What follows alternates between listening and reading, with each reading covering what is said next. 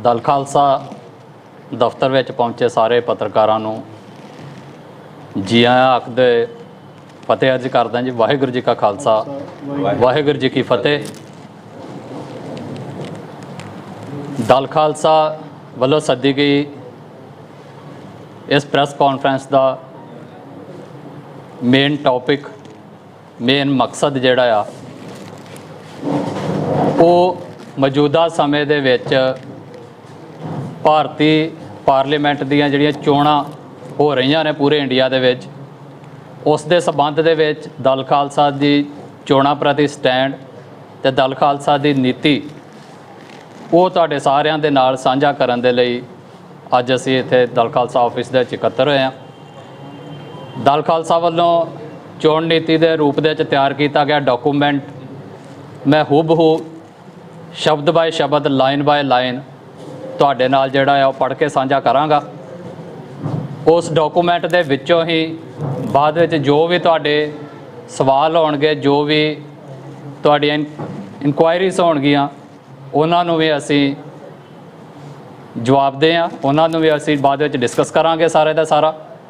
सो जिहड़ा एक डॉकूमेंट तैयार किया गया है एक इलैक्शन पॉलिसी जिहड़ी है साडी वो दल खालसा दी मैं तुहाडे नाल जिहड़ी आ वो पढ़न लगा आ तुहाडे सामने रखदा आ। वाहिगुरू जी का खालसा वाहिगुरू जी की फतेह। अज 29 अप्रैल है।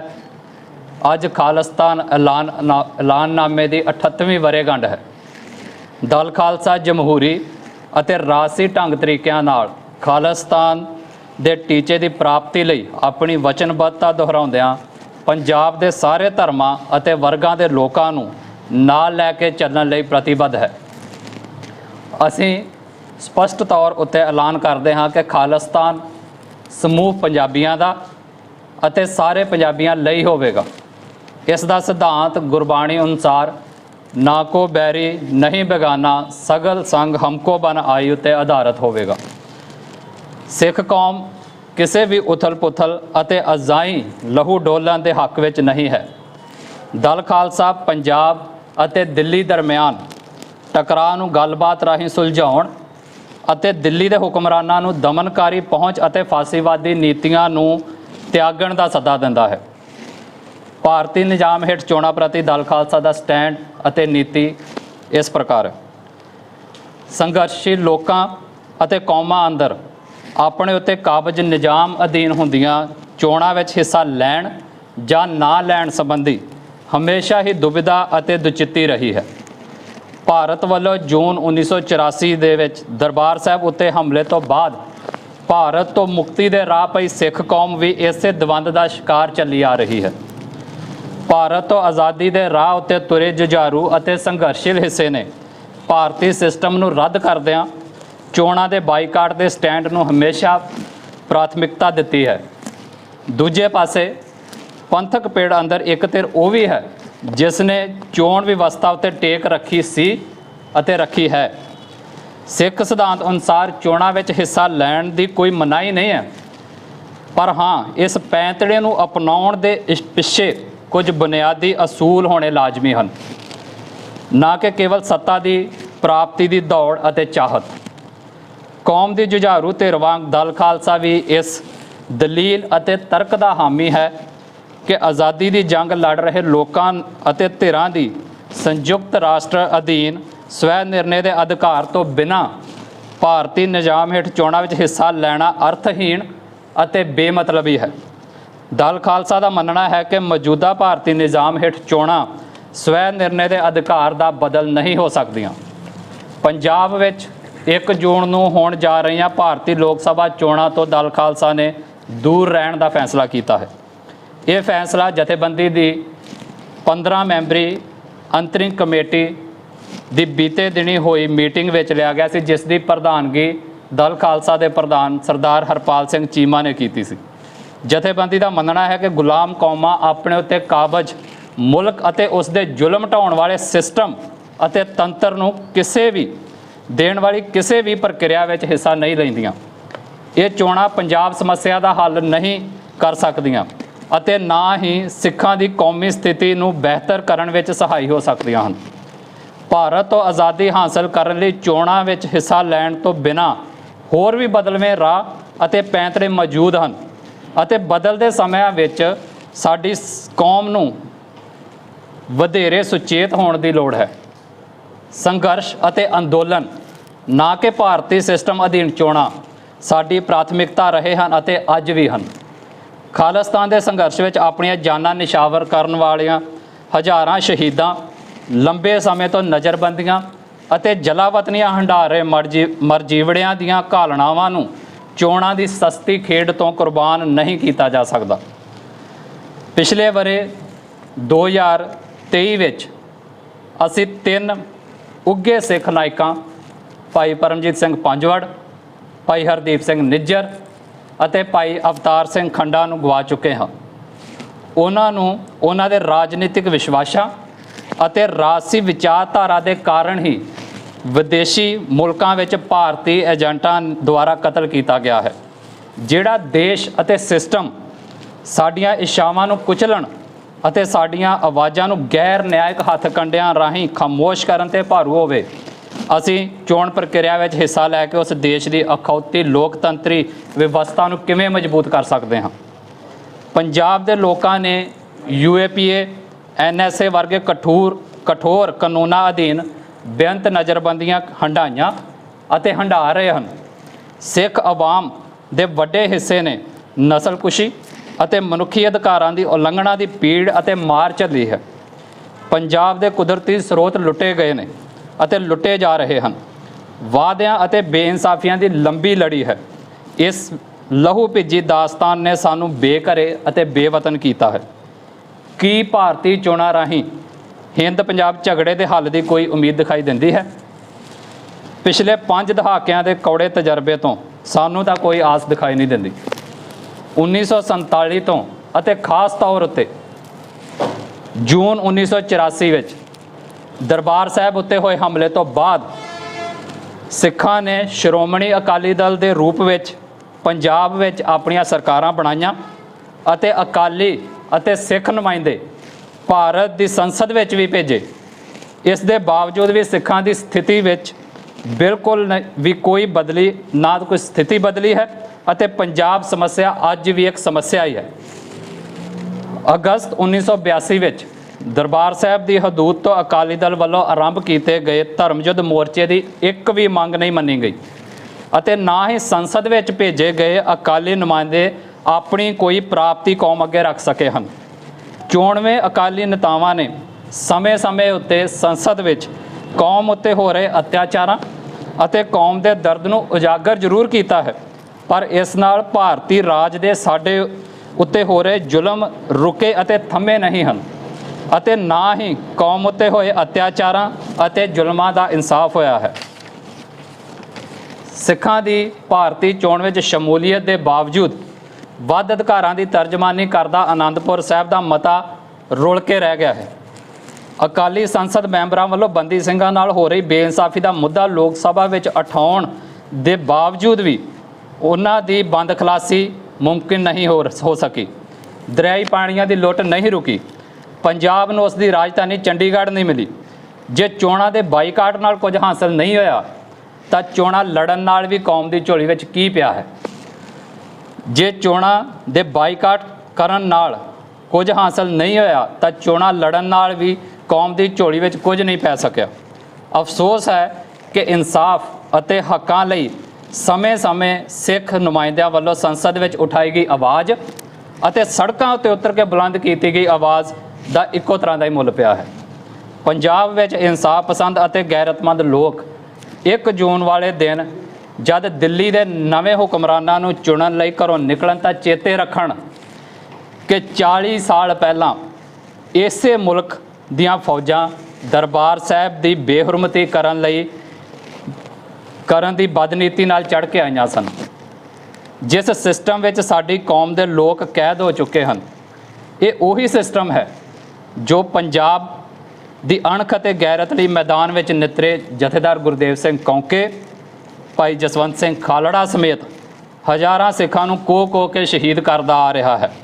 ਇਹ ਉਹੀ ਸਿਸਟਮ ਹੈ ਜਿਸ ਦਾ ਤੰਤਰ ਅੱਜ ਇੰਨੀ ਦੂਰ ਤੱਕ ਫੈਲ ਗਿਆ ਹੈ ਕਿ ਇਹ ਵਿਦੇਸ਼ਾਂ ਦੀ ਧਰਤੀ ਉੱਤੇ ਜਾ ਕੇ ਵੀ ਸਾਡੇ ਸਿੱਖ ਭਰਾਵਾਂ ਨੂੰ ਜਿਸਮਾਨੀ ਤੌਰ ਉੱਤੇ ਖਤਮ ਕਰ ਰਿਹਾ ਹੈ। ਜਿਹੜਾ ਸਿਸਟਮ ਸਾਡੇ ਭਰਾਵਾਂ ਦੇ ਖੂਨ ਦਾ ਪਿਆਸਾ ਹੋਵੇ ਉਸ ਮੁਲਕ ਦੇ ਸਿਸਟਮ ਦਾ ਹਿੱਸਾ ਬਣ ਕੇ ਉਸ ਨੂੰ ਹੋਰ ਜ਼ਿਆਦਾ ਤਾਕਤ ਦੇਣਾ ਦਲ ਖਾਲਸਾ ਨੂੰ ਕਦੇ ਵੀ ਗਵਾਰਾ ਨਹੀਂ। ਇਸ ਲਈ ਅਸੀਂ ਇਸ ਗੱਲ ਦਾ ਫੈਸਲਾ ਕੀਤਾ ਹੈ ਕਿ ਅਸੀਂ ਭਾਰਤੀ ਸਿਸਟਮ ਨੂੰ ਰੱਦ ਕਰਦੇ ਹੋਏ ਮੌਜੂਦਾ ਨਿਜ਼ਾਮ ਹੇਠ ਹੋ ਰਹੀਆਂ ਚੋਣਾਂ ਤੋਂ ਦੂਰ ਰਹਾਂਗੇ। ਅਸੀਂ ਇਸ ਗੱਲ ਤੋਂ ਅਣਜਾਣ ਨਹੀਂ ਹਾਂ ਕਿ ਜੇਕਰ ਬੀਤੇ ਵਰ੍ਹਿਆਂ ਵਿੱਚ ਸਿੱਖਾਂ ਅਤੇ ਅਕਾਲੀ ਆਗੂਆਂ ਵੱਲੋਂ ਚੋਣਾਂ ਵਿੱਚ ਵੱਧ ਚੜ੍ਹ ਕੇ ਹਿੱਸਾ ਲੈਣ ਦੇ ਬਾਵਜੂਦ ਪੰਜਾਬ ਅਤੇ ਪੰਥ ਦਾ ਕੋਈ ਮਸਲਾ ਹੱਲ ਨਹੀਂ ਹੋਇਆ ਤਾਂ ਇਹ ਮਸਲੇ ਚੋਣਾਂ ਦੇ ਬਾਈਕਾਟ ਕਰਨ ਨਾਲ ਹੱਲ ਹੋ ਜਾਣਗੇ। ਹਾਂ, ਇਸ ਗੱਲ ਦੀ ਤਸੱਲੀ ਜ਼ਰੂਰ ਰਹੇਗੀ ਕਿ ਭਾਰਤੀ ਸਿਸਟਮ ਦਾ ਬਾਈਕਾਟ ਕਰਕੇ ਅਸੀਂ ਘੱਟੋ ਘੱਟ ਆਪਣੇ ਸਿਧਾਂਤ ਖਾਲਸਾ ਬਾਗੀ ਜਾਂ ਬਾਦਸ਼ਾਹ ਦੇ ਉੱਤੇ ਪਹਿਰਾ ਜ਼ਰੂਰ ਦੇ ਰਹੇ ਹਾਂ। ਸਾਡਾ ਇਹ ਸਿਧਾਂਤਕ ਫੈਸਲਾ ਭਾਰਤੀ ਸਿਸਟਮ ਤੋਂ ਦੂਰੀ ਬਣਾ ਕੇ ਆਪਣਾ ਬਾਗੀਪੁਣਾ ਦੁਨੀਆ ਵਿੱਚ ਦਰਜ ਕਰਵਾਉਣ ਅਤੇ ਬਾਦਸ਼ਾਹਤ ਹਾਸਲ ਕਰਨ ਤੱਕ ਸੰਘਰਸ਼ ਜਾਰੀ ਰੱਖਣ ਦਾ ਸੰਦੇਸ਼ ਜ਼ਰੂਰ ਦੇਵੇਗਾ। ਸਾਡਾ ਮੰਨਣਾ ਹੈ ਕਿ ਅੱਜ ਦੇ ਸਮੇਂ ਵਿੱਚ ਹਿੰਦ ਪੰਜਾਬ ਵਿਵਾਦ ਦਾ ਹੱਲ ਸੰਯੁਕਤ ਰਾਸ਼ਟਰ ਅਧੀਨ ਰਾਇਸ਼ੁਮਾਰੀ ਵਿੱਚ ਹੈ, ਨਾ ਕਿ ਭਾਰਤੀ ਵਿਵਸਥਾ ਅਧੀਨ ਚੋਣਾਂ ਵਿੱਚ। ਦਲ ਖਾਲਸਾ ਨਾ ਤਾਂ ਜਮਹੂਰੀਅਤ ਦੇ ਵਿਰੁੱਧ ਹੈ ਅਤੇ ਨਾ ਹੀ ਲੋਕਤੰਤਰੀ ਪ੍ਰਣਾਲੀ ਦੇ। ਦਲ ਖਾਲਸਾ ਕੈਨੇਡਾ ਵਿੱਚ ਕਿਊਬੈਕ ਅਤੇ ਯੂਕੇ ਵਿੱਚ ਸਕਾਟਲੈਂਡ ਵਰਗੀ ਇੱਕ ਵਿਵਸਥਾ ਦੀ ਮੰਗ ਕਰਦਾ ਹੈ ਜਿਸ ਵਿੱਚ ਸਵੈ ਨਿਰਣੇ ਦਾ ਅਧਿਕਾਰ ਅਤੇ ਇੱਕ ਚੋਣ ਏਜੰਡੇ ਦੇ ਤੌਰ ਉੱਤੇ ਸ਼ਾਮਿਲ ਕੀਤਾ ਜਾ ਸਕਦਾ ਹੈ। ਵੱਖ-ਵੱਖ ਹੋਣ ਦੇ ਅਧਿਕਾਰਾਂ ਨੂੰ ਦਲ ਖਾਲਸਾ ਕੈਨੇਡਾ ਵਿੱਚ ਕਿਊਬੈਕ ਅਤੇ ਯੂਕੇ ਵਿੱਚ ਸਕਾਟਲੈਂਡ ਵਰਗੀ ਇੱਕ ਵਿਵਸਥਾ ਦੀ ਮੰਗ ਕਰਦਾ ਹੈ ਜਿਸ ਵਿੱਚ ਸਵੈ ਨਿਰਣੇ ਦੇ ਅਧਿਕਾਰ ਨੂੰ ਇੱਕ ਚੋਣ ਏਜੰਡੇ ਦੇ ਤੌਰ ਉੱਤੇ ਸ਼ਾਮਿਲ ਕੀਤਾ ਜਾਵੇ ਅਤੇ ਵੱਖ ਹੋਣ ਦੇ ਅਧਿਕਾਰ ਨੂੰ ਮਾਨਤਾ ਮਿਲੇ। ਦਲ ਖਾਲਸਾ ਦਾ ਟੀਚਾ ਅਤੇ ਮਕਸਦ ਪੰਜਾਬ ਨੂੰ ਪ੍ਰਭੂ ਸੱਤਾ ਸੰਪੰਨ ਮੁਲਕ ਬਣਾਉਣਾ ਹੈ। ਇੱਕ ਸੱਚ ਇਹ ਵੀ ਹੈ ਕਿ ਸਰਦਾਰ ਸਿਮਰਨਜੀਤ ਸਿੰਘ ਮਾਨ ਸਮੇਤ ਖਾਲਿਸਤਾਨ ਸੰਘਰਸ਼ ਦੇ ਸਾਡੇ ਬਹੁਤ ਸਾਰੇ ਹਮਸਫਰ ਸਾਥੀ ਅੱਜ ਵੀ ਇਸ ਸਿਸਟਮ ਰਾਹੀਂ ਆਪਣੀ ਕੌਮੀ ਮਕਸਦ ਦੀ ਪੂਰਤੀ ਕਰਨਾ ਚਾਹੁੰਦੇ ਹਨ। ਦਲ ਖਾਲਸਾ ਉਹਨਾਂ ਸਾਰਿਆਂ ਨੂੰ ਸ਼ੁਭ ਇਛਾਵਾਂ ਦਿੰਦਾ ਹੋਇਆ ਉਹਨਾਂ ਦੀ ਜਿੱਤ ਦੀ ਅਰਦਾਸ ਕਰਦਾ ਹੈ। ਖਾਲਿਸਤਾਨ ਜ਼ਿੰਦਾਬਾਦ। ਵਾਹਿਗੁਰੂ ਜੀ ਕਾ ਖਾਲਸਾ, ਵਾਹਿਗੁਰੂ ਜੀ ਕੀ ਫਤਿਹ। ਸੋ ਜਿਹੜੀ ਆ ਮੈਂ ਤੁਹਾਡੇ ਸਾਹਮਣੇ ਪੂਰਾ ਡਾਕੂਮੈਂਟ ਪੜ੍ਹਿਆ ਹੈ ਜਿਹਦੇ ਰਾਹੀਂ ਅਸੀਂ ਇਸ ਗੱਲ ਦਾ ਐਲਾਨ ਕੀਤਾ ਆ ਕਿ ਅਸੀਂ ਇਸ ਸਿਸਟਮ ਦਾ ਹਿੱਸਾ ਜਿਹੜਾ ਉਹ ਨਹੀਂ ਬਣਾਂਗੇ। ਸੋ ਆਪਣੇ ਆਪ ਨੂੰ ਅਸੀਂ ਚੋਣਾਂ ਤੋਂ ਦੂਰ ਰਹਿਣ ਦਾ ਫੈਸਲਾ ਕੀਤਾ ਆ। ਸੋ ਇਹਦੇ ਬਾਰੇ ਦੇ ਵਿੱਚ ਜੇ ਤੁਹਾਡਾ ਕੋਈ ਸਵਾਲ ਹੋਵੇ ਤਾਂ ਮੈਂ ਉਹ ਲੈਣ ਲਈ ਤਿਆਰ ਹਾਂ।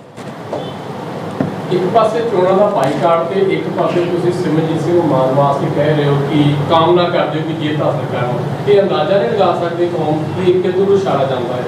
ਕੀ ਕਹਿ ਰਹੇ ਹੋ ਕਿ ਸਿੱਧੇ ਰੂਪ 'ਚ ਵੋਟਾਂ ਪਾਈਆਂ ਜਾਂ ਸਿਮਰਨਜੀਤ ਸਿੰਘ ਮਾਨ ਨੂੰ?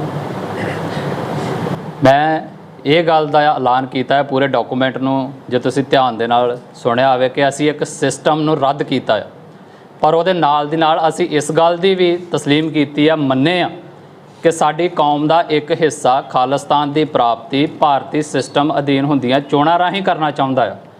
ਅਸੀਂ ਉਹਨਾਂ ਨੂੰ ਨਾ ਬੇਈਮਾਨ ਕਹਿੰਦੇ ਆ ਅਤੇ ਨਾ ਅਸੀਂ ਉਹਨਾਂ ਨੂੰ ਇਹੋ ਜਿਹੇ ਸ਼ਬਦ ਵਰਤਦੇ ਜਿਹੜੇ ਆਮ ਸਾਡੀ ਦੁਨੀਆ ਵਰਤਦੀ ਹੈ। ਅਸੀਂ ਇਹ ਮੰਨਦੇ ਹਾਂ ਕਿ ਉਹ ਵੀ ਪੰਥ ਦਾ, ਕੌਮ ਦਾ, ਪੰਜਾਬ ਦਾ ਹਿੱਸਾ ਆ। ਜੇ ਉਹਨਾਂ ਦੇ ਪੈਂਤੜਾ ਖਾਲਿਸਤਾਨ ਦੀ ਪ੍ਰਾਪਤੀ ਲਈ ਹਿੰਦੁਸਤਾਨ ਦੇ ਨਿਜ਼ਾਮ ਅਧੀਨ ਹੁੰਦੀਆਂ ਚੋਣਾਂ ਨੇ ਤਾਂ ਉਸ ਦੇ ਲਈ ਅਸੀਂ ਉਹਨਾਂ ਨੂੰ ਸ਼ੁਭ ਇਛਾਵਾਂ ਦਿੱਤੀਆਂ ਆ ਔਰ ਉਹਨਾਂ ਦੀ ਜਿੱਤ ਦੀ ਜਿਹੜੀ ਆ ਉਹ ਉਹਨਾਂ ਨੂੰ ਮਤਲਬ ਬੈਸਟ ਵਿਸ਼ੇਸ ਦਿੱਤੀਆਂ ਨੇ। ਦਲ ਖਾਲਸਾ ਦਾ ਇਹ ਮੰਨਣਾ ਹੈ ਕਿ ਦਲ ਖਾਲਸਾ ਦਾ ਪੈਂਤੜਾ ਇਹ ਆ ਕਿ ਪਿਛਲੇ 7 ਦਹਾਕਿਆਂ ਦਾ ਤਜਰਬਾ ਸਾਡਾ ਇਹ ਕਹਿੰਦਾ ਆ ਕਿ ਪਾਰਲੀਮੈਂਟ ਦੇ ਵਿੱਚ ਚੁੱਕੀ ਆਵਾਜ਼ ਅਤੇ ਸੜਕ ਦੇ ਉੱਤੇ ਚੁੱਕੀ ਆਵਾਜ਼ ਦਾ ਇੰਡੀਆ ਦੇ ਵਿੱਚ ਇੱਕੋ ਤਰ੍ਹਾਂ ਦਾ ਹੀ ਮੁੱਲ ਪਿਆ ਆ। ਸੋ ਅਸੀਂ ਆਪਣੇ ਆਪ ਨੂੰ ਉਸ ਨਿਜ਼ਾਮ ਤੋਂ ਦੂਰ ਰਹਿਣ ਦਾ ਫੈਸਲਾ ਕੀਤਾ ਹੈ ਕਿਉਂਕਿ ਸਾਡੀਆਂ ਇਹ ਵੋਟਾਂ ਜਿਹੜੀਆਂ ਨੇ, ਤੁਸੀਂ ਇੱਕ ਚੀਜ਼ ਮੈਂ ਸਿਰਫ ਐਕਸਪਲੇਨ ਲੱਗਾ ਕਰਨ ਵੀ ਜਦੋਂ ਅਸੀਂ ਕਹਿੰਦੇ ਹਾਂ ਤਾਂ ਸਾਡੇ ਲੋਕ ਆਮ ਹੀ ਇਹ ਸੋਚ ਲੈਂਦੇ ਨੇ ਵੀ ਇਹ ਕਿਸੇ ਬੰਦੇ ਦੇ ਹੱਕ ਜਾਂ ਬੰਦੇ ਦੇ ਵਿਰੋਧ ਦੀ ਗੱਲ ਕਰਦੇ ਨੇ। ਜਦੋਂ ਅਸੀਂ ਸਿਸਟਮ ਸ਼ਬਦ ਵਰਤਦੇ ਹਾਂ ਤਾਂ ਉਸ ਬੰਦੇ ਤੋਂ ਉੱਪਰ ਚਲਿਆ ਜਾਂਦਾ। ਤੁਸੀਂ ਇੱਕ ਚੀਜ਼ ਨੂੰ ਮਹਿਸੂਸ ਕੀਤਾ ਹੋਊਗਾ, ਚਾਹੇ ਭਾਜਪਾ ਦੀ ਸਰਕਾਰ ਹੋਵੇ ਚਾਹੇ ਕਾਂਗਰਸ ਦੀ ਹੋਵੇ, ਤੁਹਾਡੀ ਗਲੀ ਦੇ ਨਿੱਕੀ ਜਿਹੀ ਨੁੱਕਰ ਤੋਂ ਲੈ ਕੇ ਮੇਨ GT ਰੋਡ ਦੇ ਤੱਕ ਸਾਡੇ ਘਰਾਂ ਵਿੱਚ ਆਉਂਦੇ ਵੇਰਕੇ ਦੇ ਦੁੱਧ ਦੇ ਪੈਕਟ ਤੋਂ ਲੈ ਕੇ ਤੇ ਵੱਡੇ ਵੱਡੇ ਸ਼ਾਪਿੰਗ ਮਾਲਾਂ ਦੀਆਂ ਕੰਧਾਂ ਦੇ ਉੱਤੇ ਇੱਕ ਨਾਅਰਾ ਜ਼ਰੂਰ ਲਿਖਿਆ ਹੈ ਵੀ ਵੋਟ ਜ਼ਰੂਰ ਪਾਓ। ਇਹ ਕੀ ਆ? ਇਹ ਨਹੀਂ ਲਿਖਿਆ ਕਿਹੜੀ ਪਾਰਟੀ ਨੂੰ ਪਾਓ, ਕਿਹਨੂੰ ਨਹੀਂ ਪਾਓ। ਸਰਕਾਰਾਂ ਕਰੋੜਾਂ ਰੁਪਈਆ ਖਰਚ ਕੇ ਸਾਡੇ ਲੋਕਾਂ ਨੂੰ ਕੀ ਕਹਿ ਰਹੀਆਂ ਆ ਵੀ ਤੁਸੀਂ ਚੋਣ ਪ੍ਰਕਿਰਿਆ ਦਾ ਹਿੱਸਾ ਬਣੋ। ਕਿਉਂਕਿ ਉਹ ਇਹ ਕਹਿੰਦਾ ਆ ਕਿ ਜਿੰਨੇ ਲੋਕ ਵੋਟ ਪਾਉਣਗੇ ਉਹ ਦੁਨੀਆ ਨੂੰ ਦੱਸੇਗਾ ਵੀ ਇੰਨੇ ਲੋਕ ਇਸ ਸਿਸਟਮ ਦੇ ਵਿੱਚ ਮੇਰੇ ਸਿਸਟਮ ਨੂੰ ਮੰਨਦੇ ਨੇ, ਮੇਰੇ ਵਿੱਚ ਵਿਸ਼ਵਾਸ ਰੱਖਦੇ ਨੇ। ਸੋ ਅਸੀਂ ਉਸ ਸਿਸਟਮ ਨੂੰ ਰੱਦ ਕੀਤਾ ਹੈ, ਪਰ ਉਹਦੇ ਬਾਵਜੂਦ ਜਿਹੜੇ ਸਾਡੇ ਪੰਥ ਦਾ ਇੱਕ ਹਿੱਸਾ ਇਸ ਸਿਸਟਮ ਦੇ ਵਿੱਚੋਂ ਖਾਲਿਸਤਾਨ ਦੀ ਪ੍ਰਾਪਤੀ ਕਰਨਾ ਚਾਹੁੰਦਾ, ਅਸੀਂ ਉਹਨਾਂ ਨੂੰ ਬੈਸਟ ਵਿਸ਼ੇਸ ਦਿੰਦੇ ਹਾਂ। ਲੇਕਿਨ ਖਡੂਰ ਸਾਹਿਬ ਤੋਂ ਜਿਸ ਤਰ੍ਹਾਂ ਦੇ ਕੈਂਡੀਡੇਟ ਸਾਹਮਣੇ ਆਏ ਨੇ ਕਿ ਲੱਗਦਾ ਉਹਨਾਂ ਨੂੰ ਵੀ ਸਮਰਥਨ ਦਿੱਤਾ ਜਾ ਸਕਦਾ ਹੈ। ਬਹੁਤ ਸਾਰੇ ਨੌਜਵਾਨ ਉਹਨਾਂ ਦੇ ਪਿੱਛੇ ਵੀ ਨੇ, ਉਹਦੇ ਵਾਸਤੇ ਕਾਮਨਾ ਕੀਤੀ ਜਾ ਸਕਦੀ ਹੈ, ਕਹਿ ਸਕਦੇ ਹਾਂ ਕਮਲਪਾਲ ਸਿੰਘ ਵਾਸਤੇ। ਮੈਂ ਜਦੋਂ ਇਹ ਲਾਈਨ ਵਰਤੀ ਕਿ ਸਰਦਾਰ ਸਿਮਰਤ ਸਿੰਘ ਮਾਨ ਸਮੇਤ ਹਰ ਉਹ ਬੰਦਾ ਜਿਹੜਾ ਇਸ ਗੱਲ ਦੀ ਲਾਈਨ ਨੂੰ ਸਾਫ਼ ਕਰੇਗਾ ਕਿ ਉਹ ਖਾਲਿਸਤਾਨ ਦੀ ਪ੍ਰਾਪਤੀ ਦੇ ਲਈ ਕੰਮ ਕਰੇਗਾ ਜਾਂ ਇਸ ਏਜੰਡੇ 'ਤੇ ਇਲੈਕਸ਼ਨ ਲੜੇਗਾ, ਅਸੀਂ ਉਹਨਾਂ ਸਾਰਿਆਂ ਨੂੰ ਸ਼ੁਭੇच्छਾਵਾਂ ਦਿੱਤੀਆਂ। ਲੇਕਿਨ ਸਿੱਧੂ ਮੂਸੇਵਾਲੇ ਦੇ ਕਤਲ ਤੋਂ ਬਾਅਦ ਜਾਂ ਦੀਪ ਸਿੱਧੂ ਦੇ ਮਰਨ ਤੋਂ ਬਾਅਦ ਬਹੁਤ ਵੱਡਾ ਮੌਕਾ ਸੀਗਾ ਸਿਮਰਜੀਤ ਸਿੰਘ ਮਾਨ ਹੋਣਾ ਨੂੰ। ਲੱਗਦਾ ਕਿ ਉਹ ਅਰੇਂਜ ਨਹੀਂ ਕਰ ਪਾਏ ਉੱਪਰ? ਨਹੀਂ, ਮੈਂ ਉਹਦੇ ਵਿੱਚ ਨਹੀਂ ਜਾਣਾ ਚਾਹੁੰਦਾ ਕਿ ਉਹਨਾਂ ਅਰੇਜ਼ ਕੀਤਾ ਕਿ ਨਹੀਂ ਕੀਤਾ। ਉਹ ਇਲੈਕਸ਼ਨ ਜਿੱਤ ਕੇ ਸਿਟਿੰਗ MP ਨੇ, ਸੋ ਉਹ ਇੱਕ ਪੁਰਾਣਾ ਬੀਤੀ ਹੋਈ ਦੀ ਗੱਲ ਆ।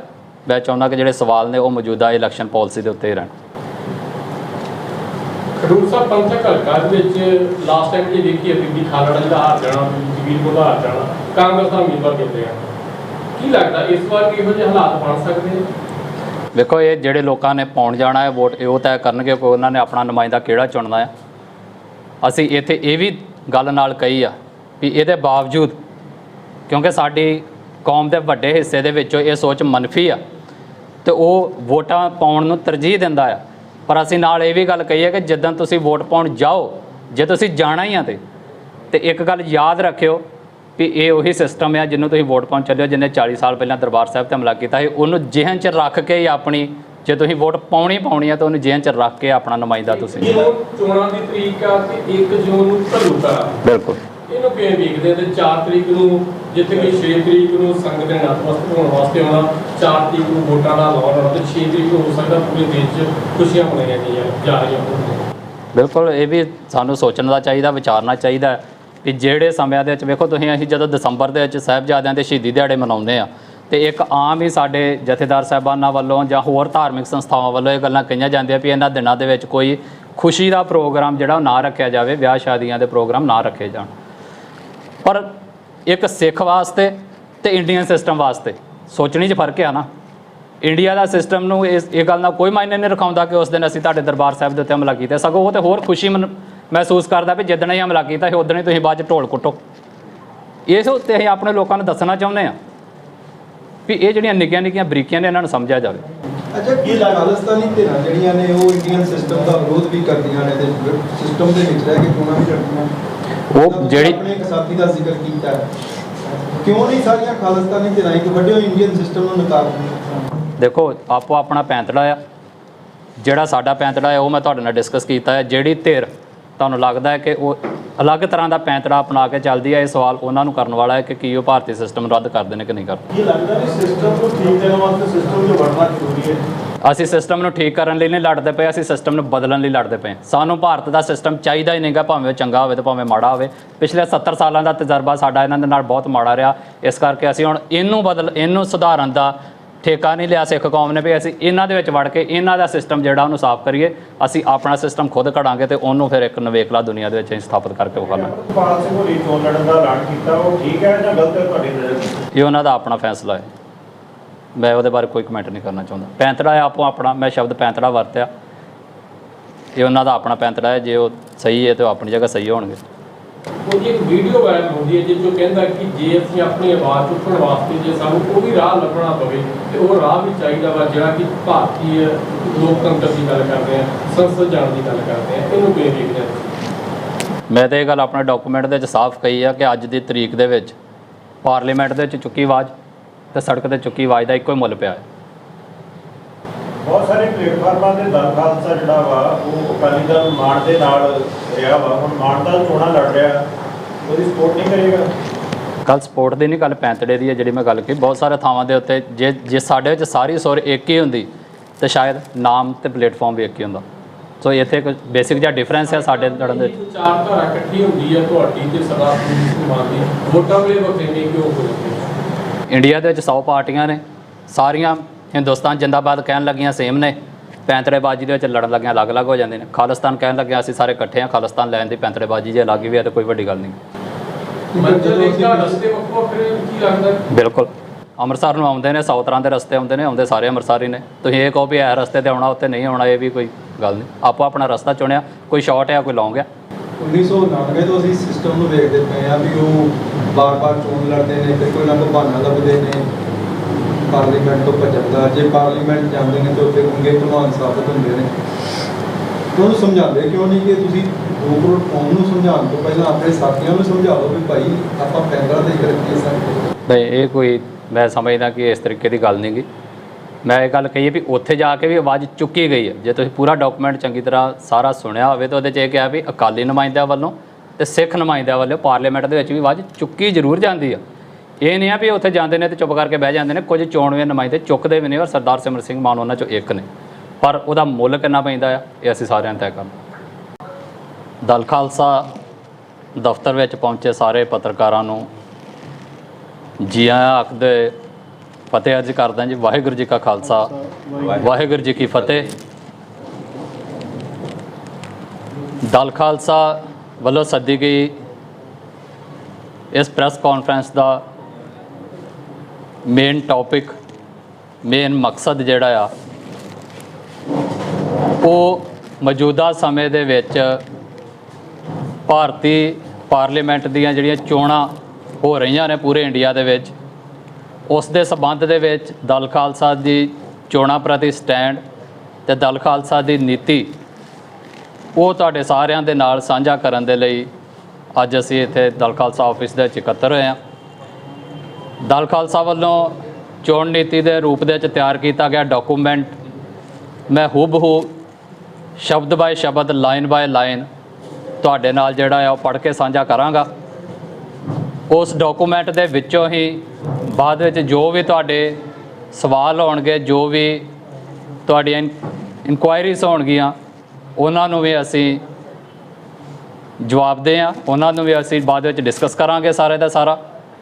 ਸੋ ਜਿਹੜਾ ਇੱਕ ਡਾਕੂਮੈਂਟ ਤਿਆਰ ਕੀਤਾ ਗਿਆ ਆ, ਇੱਕ ਇਲੈਕਸ਼ਨ ਪਾਲਿਸੀ ਜਿਹੜੀ ਆ ਸਾਡੀ, ਉਹ ਦਲ ਖਾਲਸਾ ਦੀ ਮੈਂ ਤੁਹਾਡੇ ਨਾਲ ਜਿਹੜੀ ਆ ਉਹ ਪੜ੍ਹਨ ਲੱਗਾ ਆ, ਤੁਹਾਡੇ ਸਾਹਮਣੇ ਰੱਖਦਾ ਆ। ਵਾਹਿਗੁਰੂ ਜੀ ਕਾ ਖਾਲਸਾ, ਵਾਹਿਗੁਰੂ ਜੀ ਕੀ ਫਤਿਹ। ਅੱਜ 29 ਅਪ੍ਰੈਲ ਹੈ। ਅੱਜ ਖਾਲਿਸਤਾਨ ਐਲਾਨਨਾਮੇ ਦੀ 38ਵੀਂ ਵਰ੍ਹੇਗੰਢ ਹੈ। ਦਲ ਖਾਲਸਾ ਜਮਹੂਰੀ ਅਤੇ ਰਾਜਸੀ ਢੰਗ ਤਰੀਕਿਆਂ ਨਾਲ ਖਾਲਿਸਤਾਨ ਦੇ ਟੀਚੇ ਦੀ ਪ੍ਰਾਪਤੀ ਲਈ ਆਪਣੀ ਵਚਨਬੱਧਤਾ ਦੁਹਰਾਉਂਦਿਆਂ ਪੰਜਾਬ ਦੇ ਸਾਰੇ ਧਰਮਾਂ ਅਤੇ ਵਰਗਾਂ ਦੇ ਲੋਕਾਂ ਨੂੰ ਨਾਲ ਲੈ ਕੇ ਚੱਲਣ ਲਈ ਪ੍ਰਤੀਬੱਧ ਹੈ। ਅਸੀਂ ਸਪਸ਼ਟ ਤੌਰ ਉੱਤੇ ਐਲਾਨ ਕਰਦੇ ਹਾਂ ਕਿ ਖਾਲਿਸਤਾਨ ਸਮੂਹ ਪੰਜਾਬੀਆਂ ਦਾ ਅਤੇ ਸਾਰੇ ਪੰਜਾਬੀਆਂ ਲਈ ਹੋਵੇਗਾ। ਇਸ ਦਾ ਸਿਧਾਂਤ ਗੁਰਬਾਣੀ ਅਨੁਸਾਰ ਨਾ ਕੋ ਬੈਰੀ ਨਹੀਂ ਬੇਗਾਨਾ ਸਗਲ ਸੰਗ ਹਮਕੋ ਬਨ ਆਈ ਉੱਤੇ ਆਧਾਰਿਤ ਹੋਵੇਗਾ। ਸਿੱਖ ਕੌਮ ਕਿਸੇ ਵੀ ਉਥਲ ਪੁਥਲ ਅਤੇ ਅਜ਼ਾਈ ਲਹੂ ਡੋਲਣ ਦੇ ਹੱਕ ਵਿੱਚ ਨਹੀਂ ਹੈ। ਦਲ ਖਾਲਸਾ ਪੰਜਾਬ ਅਤੇ ਦਿੱਲੀ ਦਰਮਿਆਨ ਟਕਰਾਅ ਨੂੰ ਗੱਲਬਾਤ ਰਾਹੀਂ ਸੁਲਝਾਉਣ ਅਤੇ ਦਿੱਲੀ ਦੇ ਹੁਕਮਰਾਨਾਂ ਨੂੰ ਦਮਨਕਾਰੀ ਪਹੁੰਚ ਅਤੇ ਫਾਸੀਵਾਦੀ ਨੀਤੀਆਂ ਨੂੰ ਤਿਆਗਣ ਦਾ ਸੱਦਾ ਦਿੰਦਾ ਹੈ।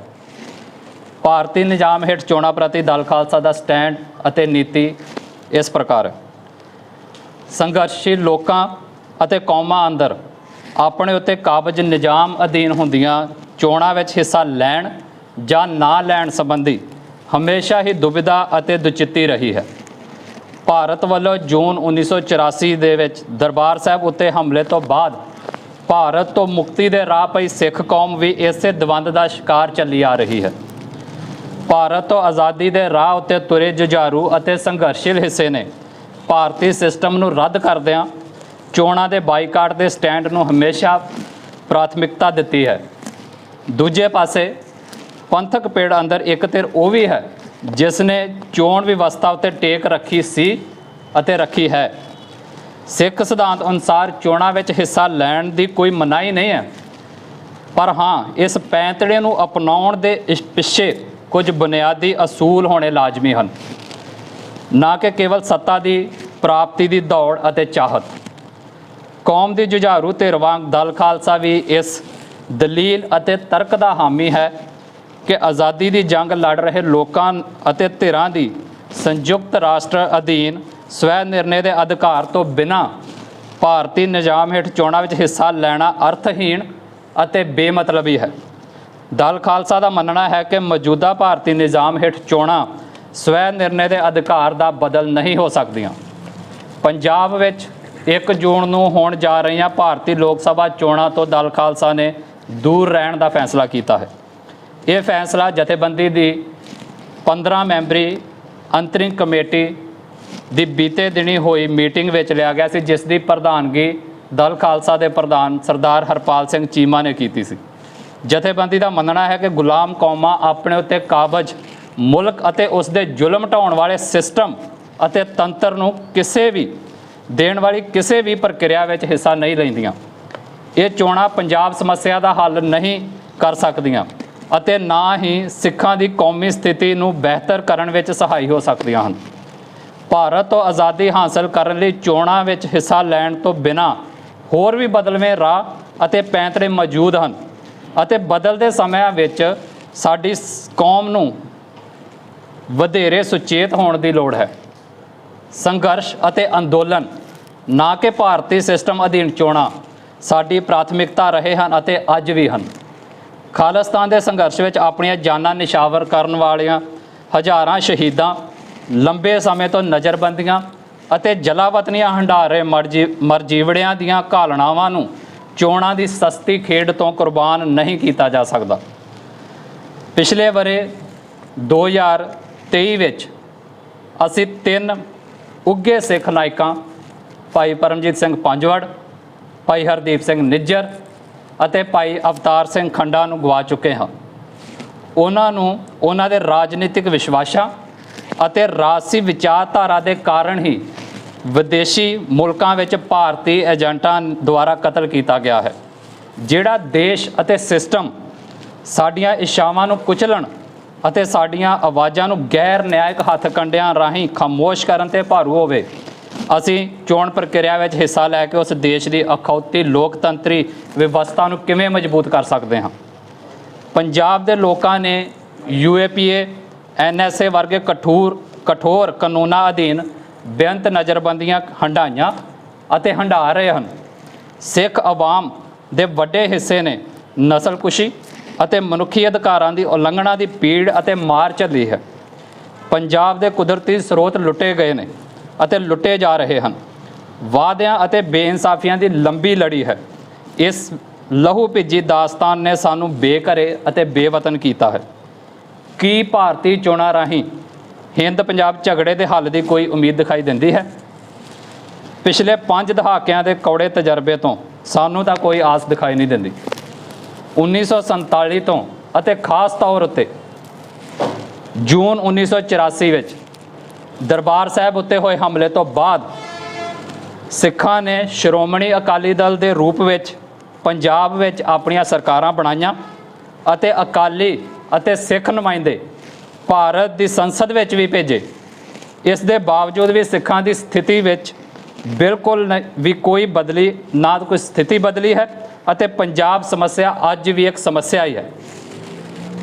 ਅਗਸਤ 1982 ਵਿੱਚ ਦਰਬਾਰ ਸਾਹਿਬ ਦੀ ਹਦੂਦ ਤੋਂ ਅਕਾਲੀ ਦਲ ਵੱਲੋਂ ਆਰੰਭ ਕੀਤੇ ਗਏ ਧਰਮ ਯੁੱਧ ਮੋਰਚੇ ਦੀ ਇੱਕ ਵੀ ਮੰਗ ਨਹੀਂ ਮੰਨੀ ਗਈ ਅਤੇ ਨਾ ਹੀ ਸੰਸਦ ਵਿੱਚ ਭੇਜੇ ਗਏ ਅਕਾਲੀ ਨੁਮਾਇੰਦੇ ਆਪਣੀ ਕੋਈ ਪ੍ਰਾਪਤੀ ਕੌਮ ਅੱਗੇ ਰੱਖ ਸਕੇ ਹਨ।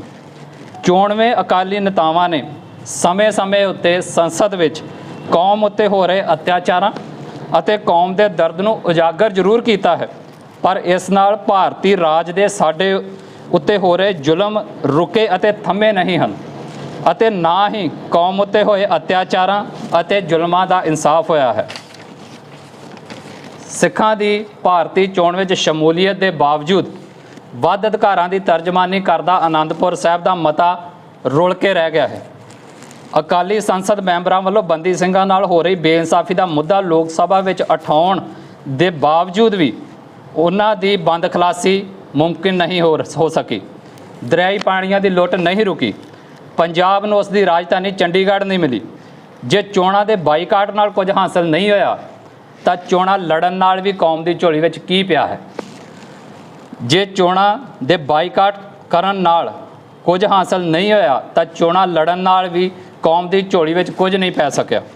ਅਫਸੋਸ ਹੈ ਕਿ ਇਨਸਾਫ ਅਤੇ ਹੱਕਾਂ ਲਈ ਸਮੇਂ-ਸਮੇਂ ਸਿੱਖ ਨੁਮਾਇੰਦਿਆਂ ਵੱਲੋਂ ਸੰਸਦ ਵਿੱਚ ਉਠਾਈ ਗਈ ਆਵਾਜ਼ ਅਤੇ ਸੜਕਾਂ ਉੱਤੇ ਉਤਰ ਕੇ ਬੁਲੰਦ ਕੀਤੀ ਗਈ ਆਵਾਜ਼ ਦਾ ਇੱਕੋ ਤਰ੍ਹਾਂ ਦਾ ਹੀ ਮੁੱਲ ਪਿਆ ਹੈ। ਪੰਜਾਬ ਵਿੱਚ ਇਨਸਾਫ ਪਸੰਦ ਅਤੇ ਗੈਰਤਮੰਦ ਲੋਕ 1 ਜੂਨ ਵਾਲੇ ਦਿਨ ਜਦ ਦਿੱਲੀ ਦੇ ਨਵੇਂ ਹੁਕਮਰਾਨਾਂ ਨੂੰ ਚੁਣਨ ਲਈ ਘਰੋਂ ਨਿਕਲਣ ਤਾਂ ਚੇਤੇ ਰੱਖਣ ਕਿ 40 ਸਾਲ ਪਹਿਲਾਂ ਇਸੇ ਮੁਲਕ ਦੀਆਂ ਫੌਜਾਂ ਦਰਬਾਰ ਸਾਹਿਬ ਦੀ ਬੇਹੁਰਮਤੀ ਕਰਨ ਦੀ ਬਦਨੀਤੀ ਨਾਲ ਚੜ੍ਹ ਕੇ ਆਈਆਂ ਸਨ।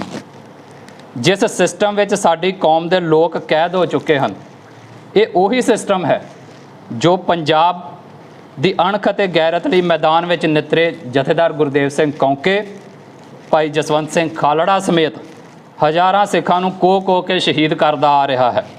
ਇਹ ਉਹੀ ਸਿਸਟਮ ਹੈ ਜਿਸ ਦਾ ਤੰਤਰ ਅੱਜ ਇੰਨੀ ਦੂਰ ਤੱਕ ਫੈਲ ਗਿਆ ਹੈ ਕਿ ਇਹ ਵਿਦੇਸ਼ਾਂ ਦੀ ਧਰਤੀ ਉੱਤੇ ਜਾ ਕੇ ਵੀ ਸਾਡੇ ਸਿੱਖ ਭਰਾਵਾਂ ਨੂੰ ਜਿਸਮਾਨੀ ਤੌਰ ਉੱਤੇ ਖਤਮ ਕਰ ਰਿਹਾ ਹੈ। ਜਿਹੜਾ ਸਿਸਟਮ ਸਾਡੇ ਭਰਾਵਾਂ ਦੇ ਖੂਨ ਦਾ ਪਿਆਸਾ ਹੋਵੇ, ਉਸ ਮੁਲਕ ਦੇ ਸਿਸਟਮ ਦਾ ਹਿੱਸਾ ਬਣ ਕੇ ਉਸ ਨੂੰ ਹੋਰ ਜ਼ਿਆਦਾ ਤਾਕਤ ਦੇਣਾ ਦਲ ਖਾਲਸਾ ਨੂੰ ਕਦੇ ਵੀ ਗਵਾਰਾ ਨਹੀਂ। ਇਸ ਲਈ ਅਸੀਂ ਇਸ ਗੱਲ ਦਾ ਫੈਸਲਾ ਕੀਤਾ ਹੈ ਕਿ ਅਸੀਂ ਭਾਰਤੀ ਸਿਸਟਮ ਨੂੰ ਰੱਦ ਕਰਦੇ ਹੋਏ ਮੌਜੂਦਾ ਨਿਜ਼ਾਮ ਹੇਠ ਹੋ ਰਹੀਆਂ ਚੋਣਾਂ ਤੋਂ ਦੂਰ ਰਹਾਂਗੇ। ਅਸੀਂ ਇਸ ਗੱਲ ਤੋਂ ਅਣਜਾਣ ਨਹੀਂ ਹਾਂ ਕਿ ਜੇਕਰ ਬੀਤੇ ਵਰ੍ਹਿਆਂ ਵਿੱਚ ਸਿੱਖਾਂ ਅਤੇ ਅਕਾਲੀ ਆਗੂਆਂ ਵੱਲੋਂ ਚੋਣਾਂ ਵਿੱਚ ਵੱਧ ਚੜ੍ਹ ਕੇ ਹਿੱਸਾ ਲੈਣ ਦੇ ਬਾਵਜੂਦ ਪੰਜਾਬ ਅਤੇ ਪੰਥ ਦਾ ਕੋਈ ਮਸਲਾ ਹੱਲ ਨਹੀਂ ਹੋਇਆ ਤਾਂ ਇਹ ਮਸਲੇ ਚੋਣਾਂ ਦੇ ਬਾਈਕਾਟ ਕਰਨ ਨਾਲ ਹੱਲ ਹੋ ਜਾਣਗੇ।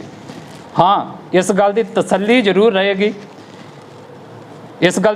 ਜ਼ਰੂਰ ਰਹੇਗੀ ਕਿ ਭਾਰਤੀ ਸਿਸਟਮ ਦਾ ਬਾਈਕਾਟ ਕਰਕੇ ਅਸੀਂ ਘੱਟੋ ਘੱਟ ਆਪਣੇ ਸਿਧਾਂਤ ਖਾਲਸਾ, ਬਾਗੀ ਜਾਂ ਬਾਦਸ਼ਾਹ ਦੇ ਉੱਤੇ ਪਹਿਰਾ ਜ਼ਰੂਰ ਦੇ ਰਹੇ ਹਾਂ। ਸਾਡਾ ਇਹ ਸਿਧਾਂਤਕ ਫੈਸਲਾ ਭਾਰਤੀ ਸਿਸਟਮ ਤੋਂ ਦੂਰੀ ਬਣਾ ਕੇ ਆਪਣਾ ਬਾਗੀਪੁਣਾ ਦੁਨੀਆ ਵਿੱਚ ਦਰਜ ਕਰਵਾਉਣ ਅਤੇ ਬਾਦਸ਼ਾਹਤ ਹਾਸਲ ਕਰਨ ਤੱਕ ਸੰਘਰਸ਼ ਜਾਰੀ ਰੱਖਣ ਦਾ ਸੰਦੇਸ਼ ਜ਼ਰੂਰ ਦੇਵੇਗਾ। ਸਾਡਾ ਮੰਨਣਾ ਹੈ ਕਿ ਅੱਜ ਦੇ ਸਮੇਂ ਵਿੱਚ ਹਿੰਦ ਪੰਜਾਬ ਵਿਵਾਦ ਦਾ ਹੱਲ ਸੰਯੁਕਤ ਰਾਸ਼ਟਰ ਅਧੀਨ ਰਾਇਸ਼ੁਮਾਰੀ ਵਿੱਚ ਹੈ, ਨਾ ਕਿ ਭਾਰਤੀ ਵਿਵਸਥਾ ਅਧੀਨ ਚੋਣਾਂ ਵਿੱਚ। ਦਲ ਖਾਲਸਾ ਨਾ ਤਾਂ ਜਮਹੂਰੀਅਤ ਦੇ ਵਿਰੁੱਧ ਹੈ ਅਤੇ ਨਾ ਹੀ ਲੋਕਤੰਤਰੀ ਪ੍ਰਣਾਲੀ ਦੇ। ਦਲ ਖਾਲਸਾ ਕੈਨੇਡਾ ਵਿੱਚ ਕਿਊਬੈਕ ਅਤੇ ਯੂਕੇ ਵਿੱਚ ਸਕਾਟਲੈਂਡ ਵਰਗੀ ਇੱਕ ਵਿਵਸਥਾ ਦੀ ਮੰਗ ਕਰਦਾ ਹੈ ਜਿਸ ਵਿੱਚ ਸਵੈ ਨਿਰਣੇ ਦਾ ਅਧਿਕਾਰ ਅਤੇ ਇੱਕ ਚੋਣ ਏਜੰਡੇ ਦੇ ਤੌਰ ਉੱਤੇ ਸ਼ਾਮਿਲ ਕੀਤਾ ਜਾ ਸਕਦਾ ਹੈ। ਵੱਖ-ਵੱਖ ਹੋਣ ਦੇ ਅਧਿਕਾਰਾਂ ਨੂੰ ਦਲ ਖਾਲਸਾ ਕੈਨੇਡਾ ਵਿੱਚ ਕਿਊਬੈਕ ਅਤੇ ਯੂਕੇ ਵਿੱਚ ਸਕਾਟਲੈਂਡ ਵਰਗੀ ਇੱਕ ਵਿਵਸਥਾ ਦੀ ਮੰਗ ਕਰਦਾ ਹੈ ਜਿਸ ਵਿੱਚ ਸਵੈ ਨਿਰਣੇ ਦੇ ਅਧਿਕਾਰ ਨੂੰ ਇੱਕ ਚੋਣ ਏਜੰਡੇ ਦੇ ਤੌਰ ਉੱਤੇ ਸ਼ਾਮਿਲ ਕੀਤਾ ਜਾਵੇ ਅਤੇ ਵੱਖ ਹੋਣ ਦੇ ਅਧਿਕਾਰ ਨੂੰ ਮਾਨਤਾ ਮਿਲੇ। ਦਲ ਖਾਲਸਾ ਦਾ ਟੀਚਾ ਅਤੇ ਮਕਸਦ ਪੰਜਾਬ ਨੂੰ ਪ੍ਰਭੂ ਸੱਤਾ ਸੰਪੰਨ ਮੁਲਕ ਬਣਾਉਣਾ ਹੈ।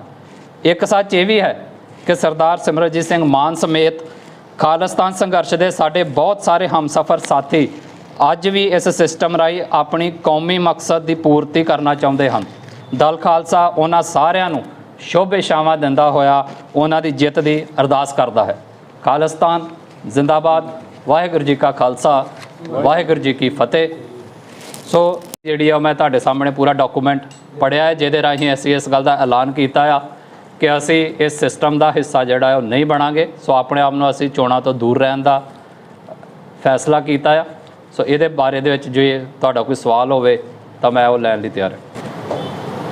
ਇੱਕ ਪਾਸੇ ਚੋਣਾਂ ਦਾ ਬਾਈਕਾਟ ਤੇ ਇੱਕ ਪਾਸੇ ਤੁਸੀਂ ਸਿਮਰਜੀਤ ਸਿੰਘ ਮਾਨ ਵਾਸਤੇ ਕਹਿ ਰਹੇ ਹੋ ਕਿ ਕਾਮਨਾ ਕਰਦੇ ਹੋ ਕਿ ਜਿੱਤ ਹਾਸਲ ਕਰਨਾ। ਇਹ ਅੰਦਾਜ਼ਾ ਨਹੀਂ ਲਗਾ ਸਕਦੇ ਕੌਮ ਕਿ ਇਹ ਕਿੱਧਰ ਨੂੰ ਇਸ਼ਾਰਾ ਜਾਂਦਾ ਹੈ। ਕੀ ਕਹਿ ਰਹੇ ਹੋ ਕਿ ਸਿੱਧੇ ਰੂਪ 'ਚ ਵੋਟਾਂ ਪਾਈਆਂ ਜਾਣ ਸਿਮਰਜੀਤ ਸਿੰਘ ਮਾਨ ਨੂੰ? ਮੈਂ ਇਹ ਗੱਲ ਦਾ ਐਲਾਨ ਕੀਤਾ ਹੈ ਪੂਰੇ ਡਾਕੂਮੈਂਟ ਨੂੰ ਜੇ ਤੁਸੀਂ ਧਿਆਨ ਦੇ ਨਾਲ ਸੁਣਿਆ ਹੋਵੇ ਕਿ ਅਸੀਂ ਇੱਕ ਸਿਸਟਮ ਨੂੰ ਰੱਦ ਕੀਤਾ ਹੈ, ਪਰ ਉਹਦੇ ਨਾਲ ਦੀ ਨਾਲ ਅਸੀਂ ਇਸ ਗੱਲ ਦੀ ਵੀ ਤਸਲੀਮ ਕੀਤੀ ਆ, ਮੰਨੇ ਆ ਕਿ ਸਾਡੀ ਕੌਮ ਦਾ ਇੱਕ ਹਿੱਸਾ ਖਾਲਿਸਤਾਨ ਦੀ ਪ੍ਰਾਪਤੀ ਭਾਰਤੀ ਸਿਸਟਮ ਅਧੀਨ ਹੁੰਦੀਆਂ ਚੋਣਾਂ ਰਾਹੀਂ ਕਰਨਾ ਚਾਹੁੰਦਾ ਆ। ਅਸੀਂ ਉਹਨਾਂ ਨੂੰ ਨਾ ਬੇਈਮਾਨ ਕਹਿੰਦੇ ਆ ਅਤੇ ਨਾ ਅਸੀਂ ਉਹਨਾਂ ਨੂੰ ਇਹੋ ਜਿਹੇ ਸ਼ਬਦ ਵਰਤਦੇ ਜਿਹੜੇ ਆਮ ਸਾਡੀ ਦੁਨੀਆ ਵਰਤਦੀ ਹੈ। ਅਸੀਂ ਇਹ ਮੰਨਦੇ ਹਾਂ ਕਿ ਉਹ ਵੀ ਪੰਥ ਦਾ, ਕੌਮ ਦਾ, ਪੰਜਾਬ ਦਾ ਹਿੱਸਾ ਆ। ਜੇ ਉਹਨਾਂ ਦੇ ਪੈਂਤੜਾ ਖਾਲਿਸਤਾਨ ਦੀ ਪ੍ਰਾਪਤੀ ਲਈ ਹਿੰਦੁਸਤਾਨ ਦੇ ਨਿਜ਼ਾਮ ਅਧੀਨ ਹੁੰਦੀਆਂ ਚੋਣਾਂ ਨੇ ਤਾਂ ਉਸ ਦੇ ਲਈ ਅਸੀਂ ਉਹਨਾਂ ਨੂੰ ਸ਼ੁਭ ਇਛਾਵਾਂ ਦਿੱਤੀਆਂ ਆ ਔਰ ਉਹਨਾਂ ਦੀ ਜਿੱਤ ਦੀ ਜਿਹੜੀ ਆ ਉਹ ਉਹਨਾਂ ਨੂੰ ਮਤਲਬ ਬੈਸਟ ਵਿਸ਼ੇਸ ਦਿੱਤੀਆਂ ਨੇ।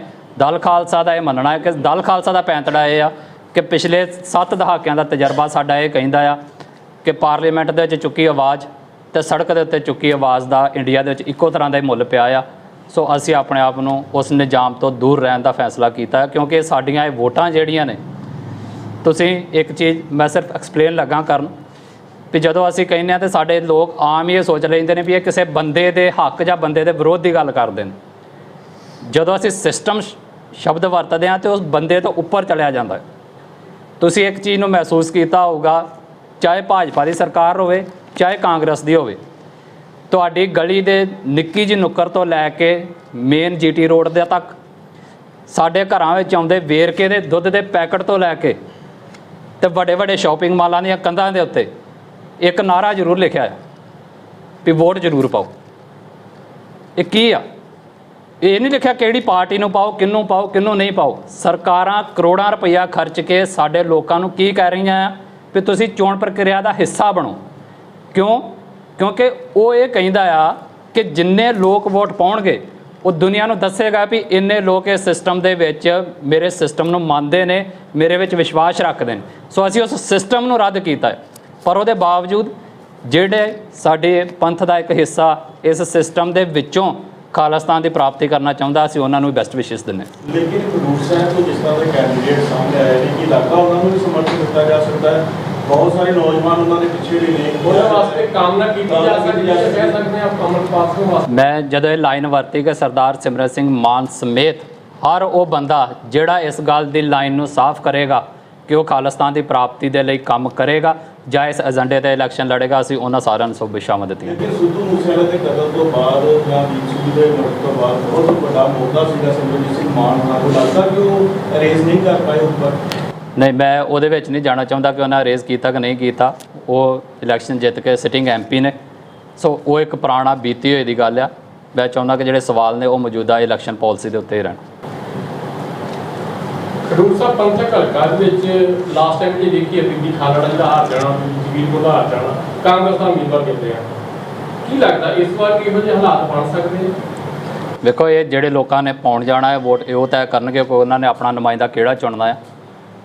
ਅਸੀਂ ਇੱਥੇ ਇਹ ਵੀ ਗੱਲ ਨਾਲ ਕਹੀ ਆ ਵੀ ਇਹਦੇ ਬਾਵਜੂਦ, ਕਿਉਂਕਿ ਸਾਡੀ ਕੌਮ ਦੇ ਵੱਡੇ ਹਿੱਸੇ ਦੇ ਵਿੱਚੋਂ ਇਹ ਸੋਚ ਮੰਨਫੀ ਆ ਤੇ ਉਹ ਵੋਟਾਂ ਪਾਉਣ ਨੂੰ ਤਰਜੀਹ ਦਿੰਦਾ ਆ, ਪਰ ਅਸੀਂ ਨਾਲ ਇਹ ਵੀ ਗੱਲ ਕਹੀ ਹੈ ਕਿ ਜਿੱਦਾਂ ਤੁਸੀਂ ਵੋਟ ਪਾਉਣ ਜਾਓ, ਜੇ ਤੁਸੀਂ ਜਾਣਾ ਹੀ ਆ ਤੇ ਇੱਕ ਗੱਲ ਯਾਦ ਰੱਖਿਓ ਵੀ ਇਹ ਉਹੀ ਸਿਸਟਮ ਆ ਜਿਹਨੂੰ ਤੁਸੀਂ ਵੋਟ ਪਾਉਣ ਚੱਲਿਓ, ਜਿਹਨੇ 40 ਸਾਲ ਪਹਿਲਾਂ ਦਰਬਾਰ ਸਾਹਿਬ 'ਤੇ ਹਮਲਾ ਕੀਤਾ ਸੀ। ਉਹਨੂੰ ਜਿਹਨ 'ਚ ਰੱਖ ਕੇ ਹੀ ਆਪਣੀ, ਜੇ ਤੁਸੀਂ ਵੋਟ ਪਾਉਣੀ ਆ ਤਾਂ ਉਹਨੂੰ ਜਿਹਨ 'ਚ ਰੱਖ ਕੇ ਆਪਣਾ ਨੁਮਾਇੰਦਾ ਤੁਸੀਂ। ਚੋਣਾਂ ਦੀ ਤਰੀਕ ਆ ਤੇ 1 ਜੂਨ ਨੂੰ ਘੱਲੂਘਾਰਾ, ਬਿਲਕੁਲ ਇਹਨੂੰ ਕਿਵੇਂ ਵੇਖਦੇ ਤੇ 4 ਤਰੀਕ ਨੂੰ ਜਿੱਥੇ ਕੋਈ 6 ਤਰੀਕ ਨੂੰ ਸੰਗਤ ਦੇ ਨਤਮਸਤਕ ਹੋਣ ਵਾਸਤੇ ਆਉਣਾ, 4 ਤਰੀਕ ਨੂੰ ਵੋਟਾਂ ਦਾ ਐਲਾਨ ਹੋਣਾ ਤੇ 6 ਤਰੀਕ ਨੂੰ ਹੋ ਸਕਦਾ ਪੂਰੇ ਦੇਸ਼ 'ਚ ਖੁਸ਼ੀਆਂ ਮਨਾਈਆਂ ਜਾ ਰਹੀਆਂ।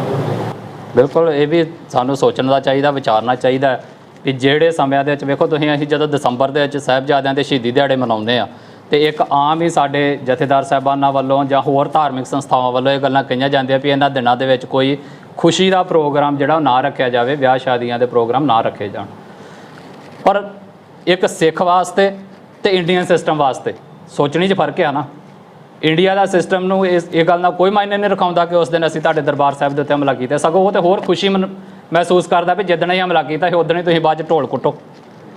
ਇਸ ਉੱਤੇ ਅਸੀਂ ਆਪਣੇ ਲੋਕਾਂ ਨੂੰ ਦੱਸਣਾ ਚਾਹੁੰਦੇ ਹਾਂ ਵੀ ਇਹ ਜਿਹੜੀਆਂ ਨਿੱਕੀਆਂ ਬਰੀਕੀਆਂ ਨੇ ਇਹਨਾਂ ਨੂੰ ਸਮਝਿਆ ਜਾਵੇ। ਅੱਛਾ, ਕੀ ਖਾਲਿਸਤਾਨੀ ਧਿਰਾਂ ਜਿਹੜੀਆਂ ਨੇ ਉਹ ਇੰਡੀਅਨ ਸਿਸਟਮ ਦਾ ਵਿਰੋਧ ਵੀ ਕਰਦੀਆਂ ਨੇ ਤੇ ਸਿਸਟਮ ਦੇ ਵਿੱਚ ਰਹਿ ਕੇ ਚੋਣਾਂ ਵੀ ਲੜਦੀਆਂ? ਉਹ ਜਿਹੜੀ ਆਪਣੇ ਇੱਕ ਸਾਥੀ ਦਾ ਜ਼ਿਕਰ ਕੀਤਾ ਹੈ, ਕਿਉਂ ਨਹੀਂ ਸਾਰੀਆਂ ਖਾਲਿਸਤਾਨੀ ਧਿਰਾਂ ਇੱਕ ਵੱਡੇ ਇੰਡੀਅਨ ਸਿਸਟਮ ਨੂੰ ਨਕਾਰਦੀਆਂ? ਦੇਖੋ, ਆਪੋ ਆਪਣਾ ਪੈਂਤੜਾ ਆ।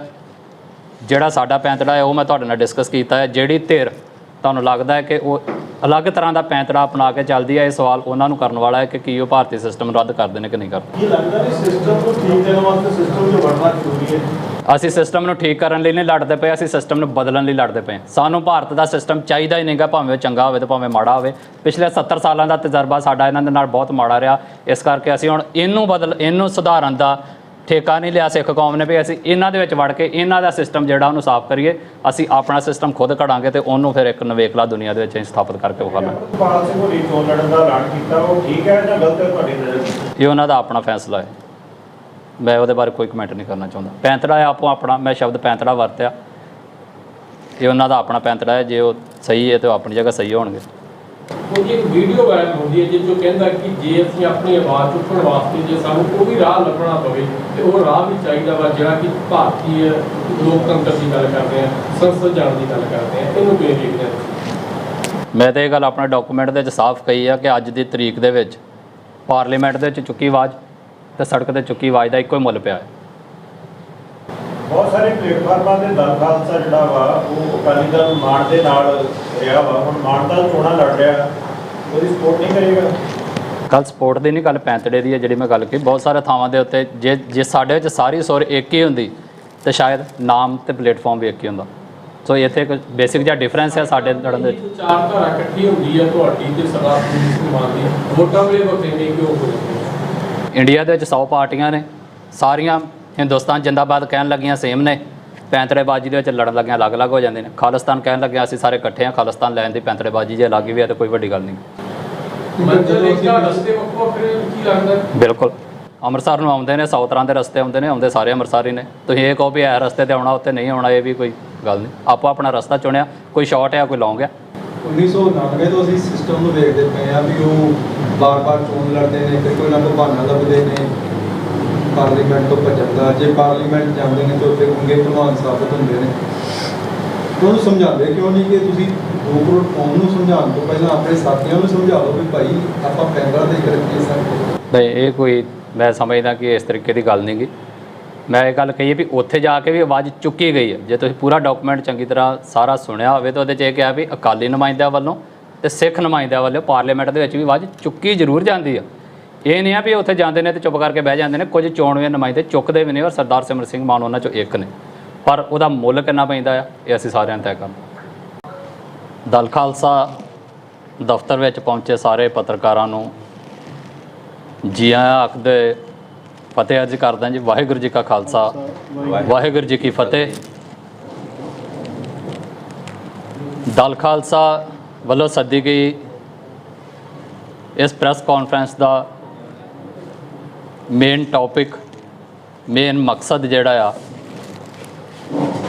ਉਹ ਮੌਜੂਦਾ ਸਮੇਂ ਦੇ ਵਿੱਚ ਭਾਰਤੀ ਪਾਰਲੀਮੈਂਟ ਦੀਆਂ ਜਿਹੜੀਆਂ ਚੋਣਾਂ ਹੋ ਰਹੀਆਂ ਨੇ ਪੂਰੇ ਇੰਡੀਆ ਦੇ ਵਿੱਚ, ਉਸ ਦੇ ਸਬੰਧ ਦੇ ਵਿੱਚ ਦਲ ਖਾਲਸਾ ਦੀ ਚੋਣਾਂ ਪ੍ਰਤੀ ਸਟੈਂਡ ਤੇ ਦਲ ਖਾਲਸਾ ਦੀ ਨੀਤੀ ਉਹ ਤੁਹਾਡੇ ਸਾਰਿਆਂ ਦੇ ਨਾਲ ਸਾਂਝਾ ਕਰਨ ਦੇ ਲਈ ਅੱਜ ਅਸੀਂ ਇੱਥੇ ਦਲ ਖਾਲਸਾ ਆਫਿਸ ਦੇ ਵਿੱਚ ਇਕੱਤਰ ਹੋਏ ਹਾਂ।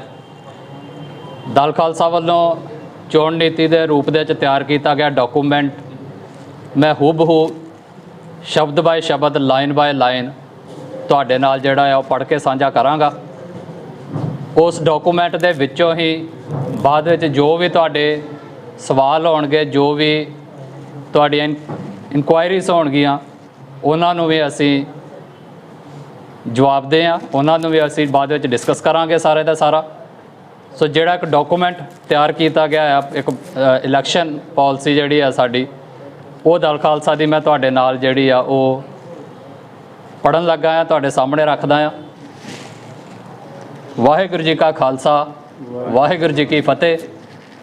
ਅੱਜ 29 ਅਪ੍ਰੈਲ ਹੈ। ਅੱਜ ਖਾਲਿਸਤਾਨ ਐਲਾਨਨਾਮੇ ਦੀ 38ਵੀਂ ਵਰ੍ਹੇਗੰਢ ਹੈ।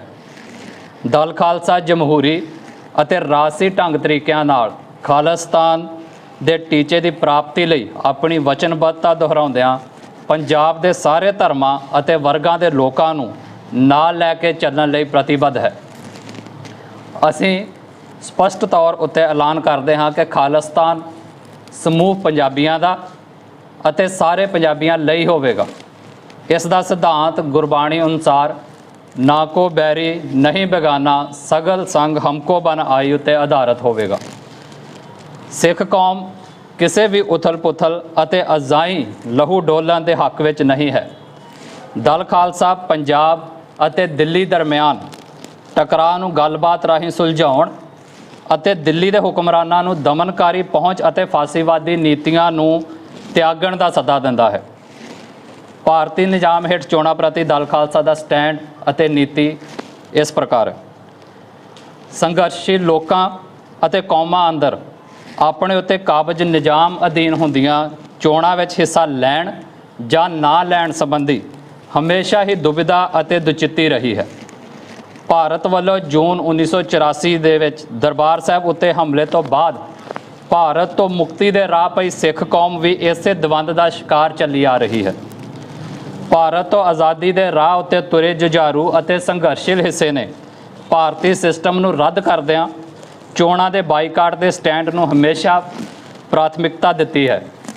ਦੂਜੇ ਪਾਸੇ ਪੰਥਕ ਪੇੜ ਅੰਦਰ ਇੱਕ ਧਿਰ ਉਹ ਵੀ ਹੈ ਜਿਸ ਨੇ ਚੋਣ ਵਿਵਸਥਾ ਉੱਤੇ ਟੇਕ ਰੱਖੀ ਸੀ ਅਤੇ ਰੱਖੀ ਹੈ।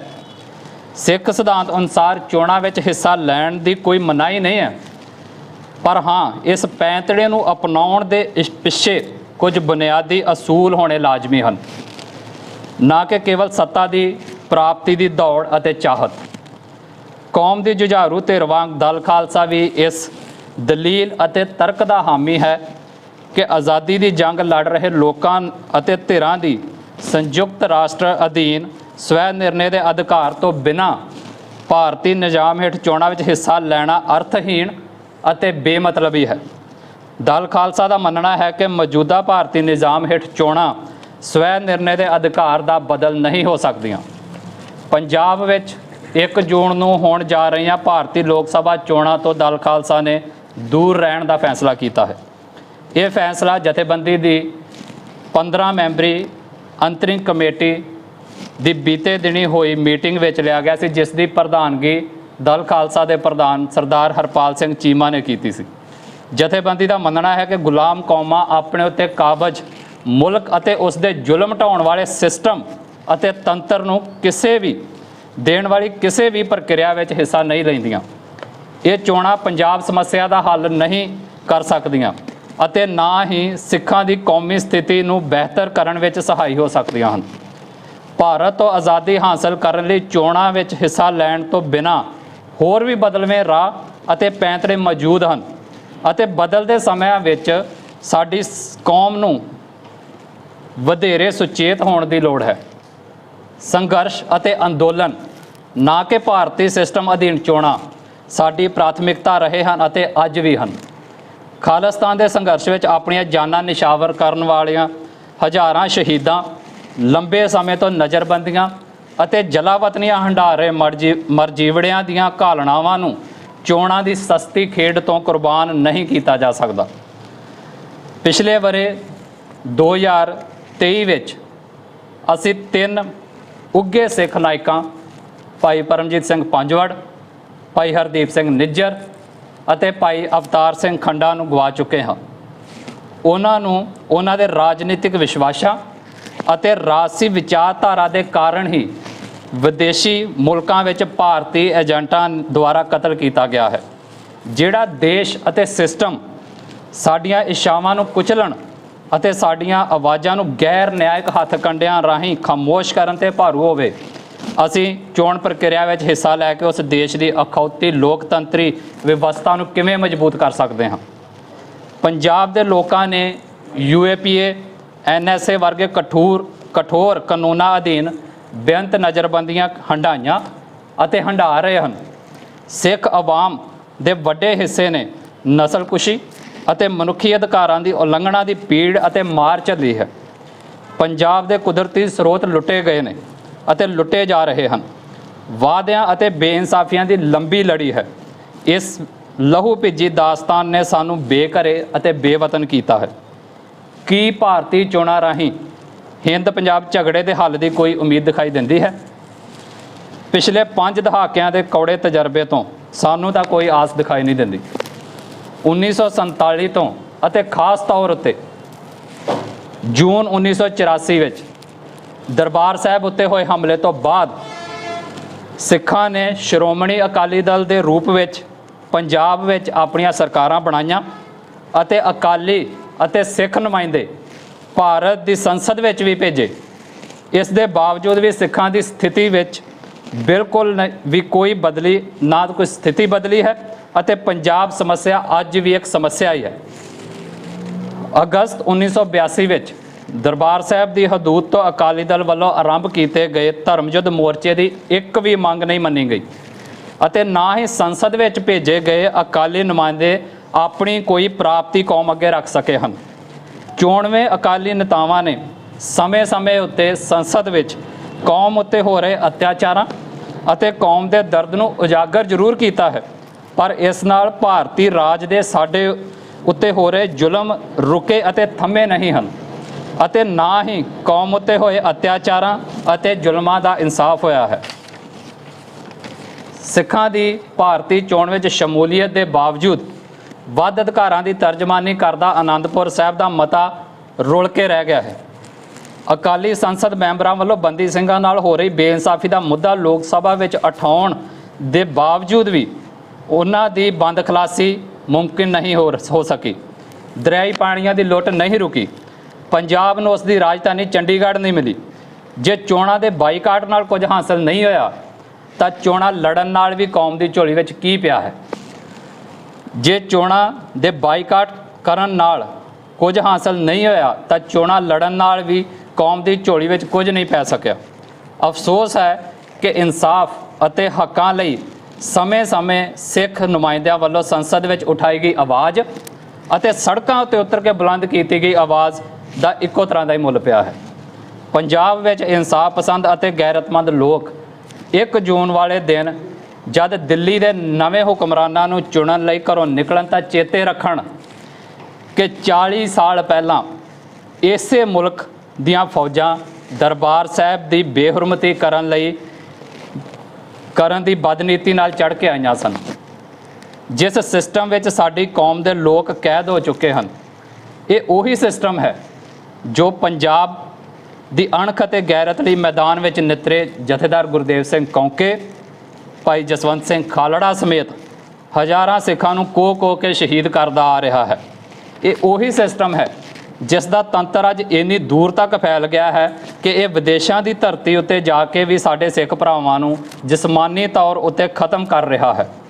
ਜਿਹੜਾ ਸਿਸਟਮ ਸਾਡੇ ਭਰਾਵਾਂ ਦੇ ਖੂਨ ਦਾ ਪਿਆਸਾ ਹੋਵੇ, ਉਸ ਮੁਲਕ ਦੇ ਸਿਸਟਮ ਦਾ ਹਿੱਸਾ ਬਣ ਕੇ ਉਸ ਨੂੰ ਹੋਰ ਜ਼ਿਆਦਾ ਤਾਕਤ ਦੇਣਾ ਦਲ ਖਾਲਸਾ ਨੂੰ ਕਦੇ ਵੀ ਗਵਾਰਾ ਨਹੀਂ। ਇਸ ਲਈ ਅਸੀਂ ਇਸ ਗੱਲ ਦਾ ਫੈਸਲਾ ਕੀਤਾ ਹੈ ਕਿ ਅਸੀਂ ਭਾਰਤੀ ਸਿਸਟਮ ਨੂੰ ਰੱਦ ਕਰਦੇ ਹੋਏ ਮੌਜੂਦਾ ਨਿਜ਼ਾਮ ਹੇਠ ਹੋ ਰਹੀਆਂ ਚੋਣਾਂ ਤੋਂ ਦੂਰ ਰਹਾਂਗੇ। ਅਸੀਂ ਇਸ ਗੱਲ ਤੋਂ ਅਣਜਾਣ ਨਹੀਂ ਹਾਂ ਕਿ ਜੇਕਰ ਬੀਤੇ ਵਰ੍ਹਿਆਂ ਵਿੱਚ ਸਿੱਖਾਂ ਅਤੇ ਅਕਾਲੀ ਆਗੂਆਂ ਵੱਲੋਂ ਚੋਣਾਂ ਵਿੱਚ ਵੱਧ ਚੜ੍ਹ ਕੇ ਹਿੱਸਾ ਲੈਣ ਦੇ ਬਾਵਜੂਦ ਪੰਜਾਬ ਅਤੇ ਪੰਥ ਦਾ ਕੋਈ ਮਸਲਾ ਹੱਲ ਨਹੀਂ ਹੋਇਆ ਤਾਂ ਇਹ ਮਸਲੇ ਚੋਣਾਂ ਦੇ ਬਾਈਕਾਟ ਕਰਨ ਨਾਲ ਹੱਲ ਹੋ ਜਾਣਗੇ। ਹਾਂ, ਇਸ ਗੱਲ ਦੀ ਤਸੱਲੀ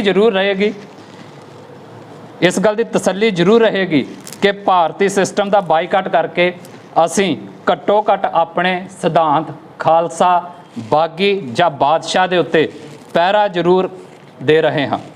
ਸਾਡਾ ਇਹ ਸਿਧਾਂਤਕ ਫੈਸਲਾ ਭਾਰਤੀ ਸਿਸਟਮ ਤੋਂ ਦੂਰੀ ਬਣਾ ਕੇ ਆਪਣਾ ਬਾਗੀਪੁਣਾ ਦੁਨੀਆ ਵਿੱਚ ਦਰਜ ਕਰਵਾਉਣ ਅਤੇ ਬਾਦਸ਼ਾਹਤ ਹਾਸਲ ਕਰਨ ਤੱਕ ਸੰਘਰਸ਼ ਜਾਰੀ ਰੱਖਣ ਦਾ ਸੰਦੇਸ਼ ਜ਼ਰੂਰ ਦੇਵੇਗਾ।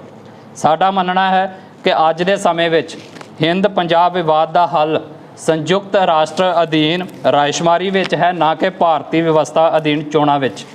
ਦਲ ਖਾਲਸਾ ਨਾ ਤਾਂ ਜਮਹੂਰੀਅਤ ਦੇ ਵਿਰੁੱਧ ਹੈ ਅਤੇ ਨਾ ਹੀ ਲੋਕਤੰਤਰੀ ਪ੍ਰਣਾਲੀ ਦੇ।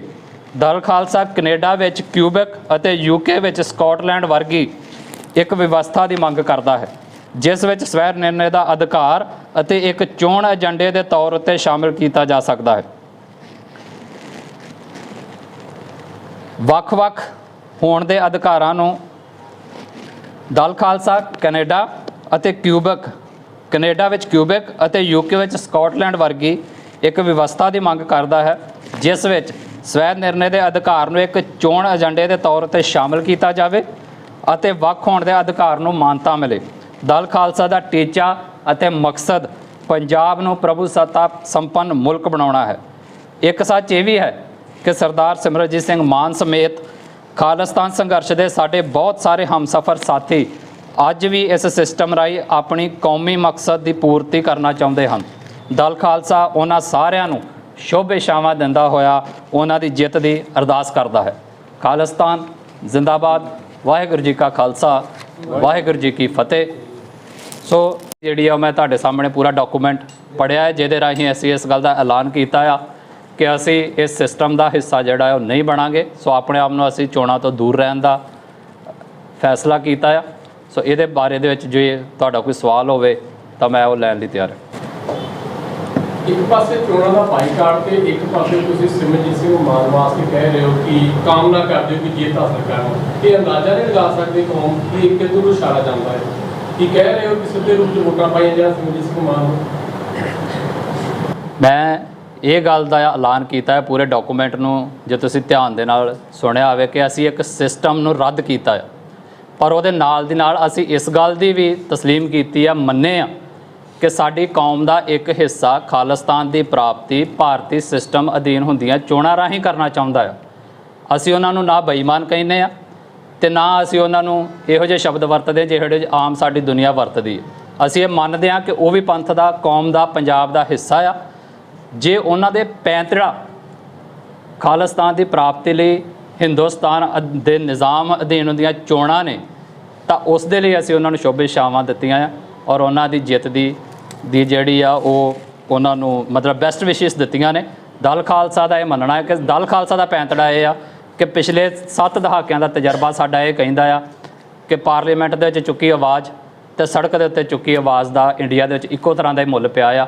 ਸੋ ਅਸੀਂ ਆਪਣੇ ਆਪ ਨੂੰ ਉਸ ਨਿਜ਼ਾਮ ਤੋਂ ਦੂਰ ਰਹਿਣ ਦਾ ਫੈਸਲਾ ਕੀਤਾ ਹੈ ਕਿਉਂਕਿ ਸਾਡੀਆਂ ਇਹ ਵੋਟਾਂ ਜਿਹੜੀਆਂ ਨੇ, ਤੁਸੀਂ ਇੱਕ ਚੀਜ਼ ਮੈਂ ਸਿਰਫ ਐਕਸਪਲੇਨ ਲੱਗਾ ਕਰਨ ਵੀ ਜਦੋਂ ਅਸੀਂ ਕਹਿੰਦੇ ਹਾਂ ਤਾਂ ਸਾਡੇ ਲੋਕ ਆਮ ਹੀ ਇਹ ਸੋਚ ਲੈਂਦੇ ਨੇ ਵੀ ਇਹ ਕਿਸੇ ਬੰਦੇ ਦੇ ਹੱਕ ਜਾਂ ਬੰਦੇ ਦੇ ਵਿਰੋਧ ਦੀ ਗੱਲ ਕਰਦੇ ਨੇ। ਜਦੋਂ ਅਸੀਂ ਸਿਸਟਮ ਸ਼ਬਦ ਵਰਤਦੇ ਹਾਂ ਤਾਂ ਉਸ ਬੰਦੇ ਤੋਂ ਉੱਪਰ ਚਲਿਆ ਜਾਂਦਾ ਹੈ। ਤੁਸੀਂ ਇੱਕ ਚੀਜ਼ ਨੂੰ ਮਹਿਸੂਸ ਕੀਤਾ ਹੋਊਗਾ, ਚਾਹੇ ਭਾਜਪਾ ਦੀ ਸਰਕਾਰ ਹੋਵੇ ਚਾਹੇ ਕਾਂਗਰਸ ਦੀ ਹੋਵੇ, ਤੁਹਾਡੀ ਗਲੀ ਦੇ ਨਿੱਕੀ ਜਿਹੀ ਨੁੱਕਰ ਤੋਂ ਲੈ ਕੇ ਮੇਨ GT ਰੋਡ ਦੇ ਤੱਕ ਸਾਡੇ ਘਰਾਂ ਵਿੱਚ ਆਉਂਦੇ ਵੇਰਕੇ ਦੇ ਦੁੱਧ ਦੇ ਪੈਕਟ ਤੋਂ ਲੈ ਕੇ ਤੇ ਵੱਡੇ ਵੱਡੇ ਸ਼ਾਪਿੰਗ ਮਾਲਾਂ ਦੀਆਂ ਕੰਧਾਂ ਦੇ ਉੱਤੇ ਇੱਕ ਨਾਰਾ ਜ਼ਰੂਰ ਲਿਖਿਆ ਹੈ ਵੀ ਵੋਟ ਜ਼ਰੂਰ ਪਾਓ। ਇਹ ਕੀ ਆ? ਇਹ ਨਹੀਂ ਲਿਖਿਆ ਕਿਹੜੀ ਪਾਰਟੀ ਨੂੰ ਪਾਓ, ਕਿਹਨੂੰ ਨਹੀਂ ਪਾਓ। ਸਰਕਾਰਾਂ ਕਰੋੜਾਂ ਰੁਪਈਆ ਖਰਚ ਕੇ ਸਾਡੇ ਲੋਕਾਂ ਨੂੰ ਕੀ ਕਹਿ ਰਹੀਆਂ ਆ ਵੀ ਤੁਸੀਂ ਚੋਣ ਪ੍ਰਕਿਰਿਆ ਦਾ ਹਿੱਸਾ ਬਣੋ। ਕਿਉਂਕਿ ਉਹ ਇਹ ਕਹਿੰਦਾ ਆ ਕਿ ਜਿੰਨੇ ਲੋਕ ਵੋਟ ਪਾਉਣਗੇ ਉਹ ਦੁਨੀਆ ਨੂੰ ਦੱਸੇਗਾ ਵੀ ਇੰਨੇ ਲੋਕ ਇਸ ਸਿਸਟਮ ਦੇ ਵਿੱਚ ਮੇਰੇ ਸਿਸਟਮ ਨੂੰ ਮੰਨਦੇ ਨੇ, ਮੇਰੇ ਵਿੱਚ ਵਿਸ਼ਵਾਸ ਰੱਖਦੇ ਨੇ।